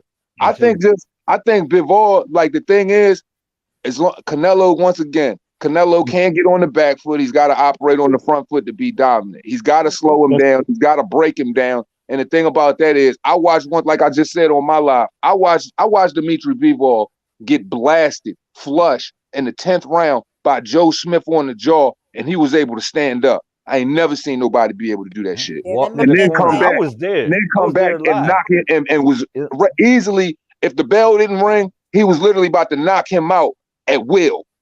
Yeah. At the moment he wanted to, he was just like, okay, you try to slam me. Okay, you caught me with a shot. Okay, I'm gonna show you something. Boop, pop, pop. Joe Smith was ready to fall, and I'm like, take it. And Canelo's not a 175 guy. He took a step up there, and he had problems with Kovalev's jab and finding range with Kovalev for an amount of time. And this was a 37-year-old guy that just came off the back of almost getting knocked out by Anthony Yard. So when I take these things into consideration. He had problems with Amir Khan before he knocked out Amir. Even before he knocked out Amir Khan, he had problems with Amir Khan. Canelo has problems with people that can move because Canelo's at times he had problems with Canelo, King of Plants jab at times in that fight. Yeah, at times he did. Yeah, yeah. I didn't realize how much bigger. Bivol is. He's not unflappable. That's where I put Canelo. He's not unflappable. It's a lot. Canelo got a lot of holes. I mean, not a lot, but he has a few holes that's easy to take. Yeah, he's beatable because he's been. He just hasn't been with somebody who has the ability to do it. Yeah, that's where I am with him. That's where I'm with him. That's where I'm going. It's not his fault. He's better everybody at 168. Wasn't his fault. It's a great effort, but I just don't think Bivol beats him. 1-2. You was about to say something? Yeah, I just feel like Beterbiev is kind of there for Canelo. He plays into Canelo's hands. He wants the guy to be right in front of him. Yeah, straight forward. Yeah. He got the good head movement. He won't be there for them shots. He's gonna catch him with them body shots. And when you compare like Plant to Bivol, it's like no, Plant sometimes fights flat-footed and he stays in the pocket. Plant's on his toes, fighter. Bivol's on the balls of his feet. Right, he's on the balls of his feet. So them hit shots that he was landing while Plant was standing there, they ain't gonna be there. He's got Plant's a semi-circle fighter. So he's going to punch and he's going to move to his right hand side all the time. He's going to have to Bivol can move off the back foot. Man. He can move to his left hand side. He can move to his right hand side. It's just like Canelo's just going to slow down with body shots. Slow him down. Slow him down. Beterbiev is an excellent got to be able to touch inside fighter. Yeah, a pretty really decent one. I think Canelo is very explosive. so he can land shots here and there. But I feel like he's just gonna be in for a long night. It's gonna be a great fight, and I'm looking forward Yeah. to it. My thing Yeah. is that if Eris Landry Lara can control Canelo's aggression and pivot out the way and catch him with some devastating hooks and really spin him dizzy, and he didn't have the range or the dimensions, I'm like, Bivol Or the power. exceptional in the pivot, exceptional in the power, exceptional in, you know, using the range against the fighter. How can Canelo break him down and slow him down if Canelo can't control the tempo of the fight in which he does? Yeah. Canelo usually slows down the fight and basically coming forward because he lacks in that ability to, you know, to use footwork. Everything is upper body finesse. So Bivol can use all of those things against him and can completely use him, keep him dizzy and just spin him around using the jab, keep pivoting, working him, and just stand right outside enough and do enough damage to where Canelo just won't be able to control the range of the fight. Because I've seen Canelo, when Canelo gets touched and Canelo gets outclassed when it comes to footwork, he tries to rush in and he gets very flustered. Yeah. he gets Also, frustrated. one last thing, then I'm going to go. It's 3:40 a.m. here. So, Brian, you got what we're going. I want everybody's prediction because my battery's about to die. So starting with you, Brian, then 1, 2. Then we're going from bottom to up. 1, 2. Then Lady Shan, Lisa, 2 hands me. Brian, say what you got to say to give me your prediction. okay, very very quickly. Bivol's array of punching. Also, he can set and his different timing. Right, Bivol's not always on beat, so he's very difficult to time. That is something Canelo hasn't dealt with in a very long time. King of Plank couldn't do it. Billy Joe Saunders, Blowjobs, as I call him, Blowjob Saunders, motherfucker, couldn't do it. Right? Neither Bivol can do that. Okay, my prediction. I think Canelo wins on the scorecards, but I think it's a robbery, complete robbery. That's what I think. That's fucked up. You have to be your prediction. Brian, you're a G. You That's made so the fucked to up. me because See, everything that Brian said that is puts short and such a sweet. fucking That's it. stain I'm on the the same. sport. I don't want to hear that. Said the same. Shitty right there. There's nothing wrong with that. Reality. Nothing wrong. Here, think of it this way. On Think of the it this way. cards, Canelo's just signed. Canelo's just signed a free fight deal with the Zone for a they lot of can't money. afford him to lose. And if it goes They to the can't afford scorecards, they're going to give him the victory. Yeah, they'll rob. Lisa, They'll rob people on the cards. That has always been my Lady Shan. We're going to get to you. We're going to get to you, Lady Shan. Go ahead. You 100%. Oh man, that's okay. So I think Bivol beats the shit out of him, but gets robbed. Born a robbery. Okay, 1, 2, kid. Damn. I think it's gonna be a hell of a fight, but I feel like Bivol's gonna pull it off, and I think that Eddie Hearn put him in the front for a reason. He gonna have a new star on his hands. So I got a 12-round decision for Bivol. Okay. In a great fight. 12-round decision for Bivol. Lady Shan, talk to us, baby. I'm with what Brian said, and I've said it before as well. I'm on the cards. Bivol technically we'll all watch it and go, Bivol won that. It'll go to the cards and it will be Canelo by decision. There's too much money invested in him. There's just too much money. There's not enough money that Bivol spins for Eddie or whatever. It's just not. So for me, it's decision Canelo via robbery. I hear you. I understand exactly, and I 100% understand. I mean, Miss Lisa Bales. Yeah. Wow. Your predictions are wow, man. I'll just say this. If that happens, 1-2 kid, can you imagine the money in the rematch? Exactly. Whoa. Yeah. That's all I'm gonna say. What type of money? Because Bivol's not like a huge. Yeah, he will be if he beats Canelo. If he wins, he becomes a huge star. Yeah. Man. And then he'll get that better be a fight real quick. Oh no. Yeah, he become a star. Definitely. Overnight.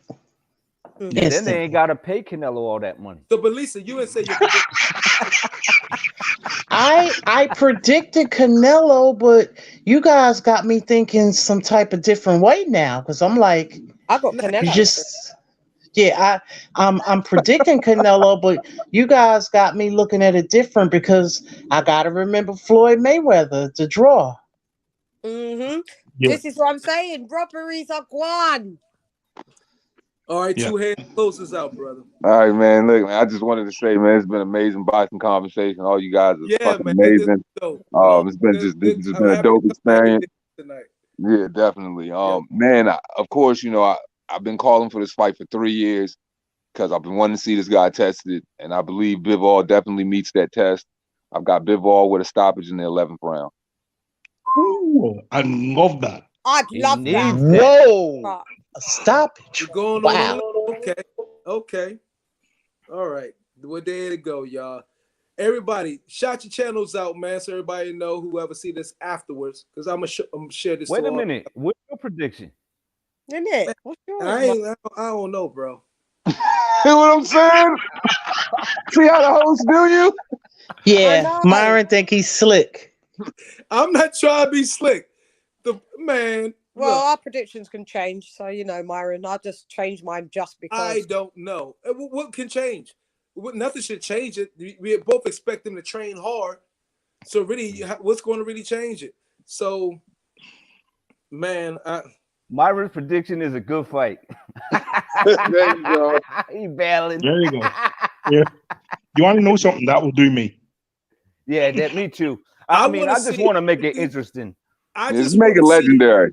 Yeah. I want to see a classic. Yep. You know what I'm saying? I want to see something that I will want to watch again 10 years from now. Mm-hmm. I mean, the styles definitely make for a classic battle, though, for we sure. don't see much. We don't see those these days, and especially so. That's what I just. Hey, we got. Remember, we just got Mick Conlon versus Lee Wood. I mean, they might not be the biggest name, but that was a hell of a fight, though. I didn't That was see a good it. fight. I gotta You say, go watch that, Myron. What's wrong with you, man? I gotta say, That was a though, classic. for Here, That I've was been, a I've been, classic. here, It I've was been hitting Bernard the tongue. Hopkins. It was Bernard Hopkins. Here, Bernard Hopkins has landed punches on my chin. That guy ain't got no power. I do like Meaning it Canelo's- was Bernard yo, Hopkins when Bernard Hopkins got knocked out of the ring. I do like Canelo's energy in I don't this like to because see he's that, fighting bro. a guy with not a huge name, and a dangerous guy, and it's gonna be the first. I think it's gonna be the toughest fight in the contract that he signed, and he's doing it the I first agree. one. So I'm like, so to me, I'm like, big ups to Canelo for showing some cojones and saying, yo, he's reaching for greatness. So Here, this shout out to Canelo. Here, this could be the strategy too, right? Bivol goes in there. Bivol outboxes him, gets robbed on the decision. People go, this guy's a good boxer. He becomes a star, even though he doesn't get the decision. And Eddie Hearn gets 2 stars on all the way to the bank. And then he's got Eddie Hearn's got that third fight because that'll be the rematch. Damn politics. Politics and boxing. I hate politics and boxing, but it's something you have to think about when you make a decision. I've been literally going for like weeks, not talking about the political aspect of this fight or the controversy I've not been wanting to spoil, the experience for May 7th. I didn't even want to think about it, but damn it. I'm sorry. I think Bivol knows he's up against that aspect. So I really feel like, he believes in his power and his skill set. I think he believes that he's going to soften him up enough and wilt him enough to where I think he's going to drop him in the 11 for real. I think he might stop him. It was like Tyson Fury going into the second fight with Wilder. He knew in America, he wasn't going to get the decision, so he was going to come forward and put that pressure on. So maybe that will be a strategy. Maybe just box him. Talking about this a while ago. We was on IBFP calling this fight. Facts. Yeah. I've literally, it's literally documented on my channel for the last 3 years that I've been calling for this fight. Yeah. Well, we got it. I've been calling it for about that time too. Well, we got it. Everybody, thank you all for coming on, man. It was great talking. Yeah, it's been a wonderful conversation. Great live. Subscribe to Lady Shan Boxing. Subscribe to Reaper Gang Radio. Subscribe to 1-2 Kid. For sure. Subscribe to Lisa Bells. Don't you got a channel? I don't do no content. Oh, I thought thought you had That's my channels. girl. Don't Here, even I've bother subscribed. Here, I've subbing to me. subscribed Ain't to nothing Lisa over Dales, there. but she doesn't do Thank content. you. nothing I don't over do there. nothing over there. Already She subbed. got plenty of content on my channel. Lisa's like a video Lenars, and she Lisa got I don't even universal want, channel. She got cause Yep. content I everywhere. wouldn't have Lisa no. got I Lisa wouldn't. actually got 20 channels. Hold on. Yes, you do. I got 50 subs, and I'm like, how? I don't even do content. Yeah, Look, Lisa, I wouldn't. here. If I was to do a channel, I wouldn't even have look, any Lisa, subs, cause I've been unblocked everybody. that's bullshit, Lisa. You are Queen Rich. You are Right. rich on this He's goddamn. got Yeah, about but I've Oh been yeah. unblocked everybody because I'm not gonna argue with you in the comments section. We're gonna call you I'm gonna Lisa. say what I gotta say Lisa once or Ray. twice, and you Lisa getting Yeah. the Ray. fuck and you getting the F up Lisa out of Rich. here. I don't Yeah, have that's time for about all of it, that. huh, Your Queen? name's Lisa I know I that's Ray. hit you with the wrench with some blood on it. No, not I Winch, like it. Rich. I love it. Lisa I love Rich. They it. need You to hit make him with them the wrench with wrenches some with some blood on red it. in it. Oh, I'm Yeah. stealing that shit. I'm gonna hit you with the wrench with some blood on it. That ain't Yeah. If that I ain't call British, my wrench I a don't know pint. what that Here's is. your pint. Go. Yeah, man. Ain't That was nobody got fire. time for all these trolls and all I know this that's right. Myron. childish Yeah, stuff. I'm too old for this mess. Yeah, it that definitely I gets get you. childish. I get you. worked when I first started all them trolls. I used to try to control them motherfuckers. I used to say, nah, just let them do what the fuck they're gonna do. Remember that shit? Yeah. I used to be like, Yeah. I stop this shit. remember. I had put like about 50 motherfuckers in the guy. I went check. Remember back when you could go to your shit? Well, those who got a channel, you can see how many people you had blocked. I had a fucking list like that was so damn long. I'm like, who the fuck are all these people anyway? I would have Yeah. said I've got fuck more everybody. people blocked than subscribers. Fucking Yeah. hell. Oh Wow. my Yeah. gosh. It wasn't that Yeah. At many. this point, I only have one person blocked. I have I've got nobody them blocked. I only hidden. have one. I get it Yeah. all. That Yeah. pigeon. Man, I don't know because like Yeah. I'm real quick. I'm real quick to block somebody and forget about them. I'm like, bro, I really don't give a fuck. Get the I Yeah. fuck want out my house. you're You I not better only have wipe one your feet person on my blocked. That rug. pigeon. So you I know. block them to not Well, come back. all right, fella. But Ladies thanks, and Myron. gentlemen, y'all have Yeah, a great Guys, conversation. Good absolutely night, love Yeah. everyone. y'all in the chat. Till Thank next you. Later, time. y'all. see y'all Thanks, Super. too. Double M. All right. All right, Peace one, out, Myron, two. we see y'all everybody. tomorrow Ryan, morning to Lady chat. Peace, Chan, man. Not Lisa, like we on Peace. voice. Double M. Good night, Peace. everybody. Brian. Good Peace, night, y'all. Good night, Deuce. guys. See you, Good Good Courtney. night, night, guys. Brian. Peace and Good beauty. night, Peace. 1-2 Kid, Lady Chan, and Maidan. Yeah, Night, Marion. All right. Lisa Wrench. Queen. That's Queen your new Lisa. nickname. Yup. Long live the queen. Peace. Peace, BH, man. All righty now. In the place of Peace out. Peace and pugilism, brother. Peace and pugilism.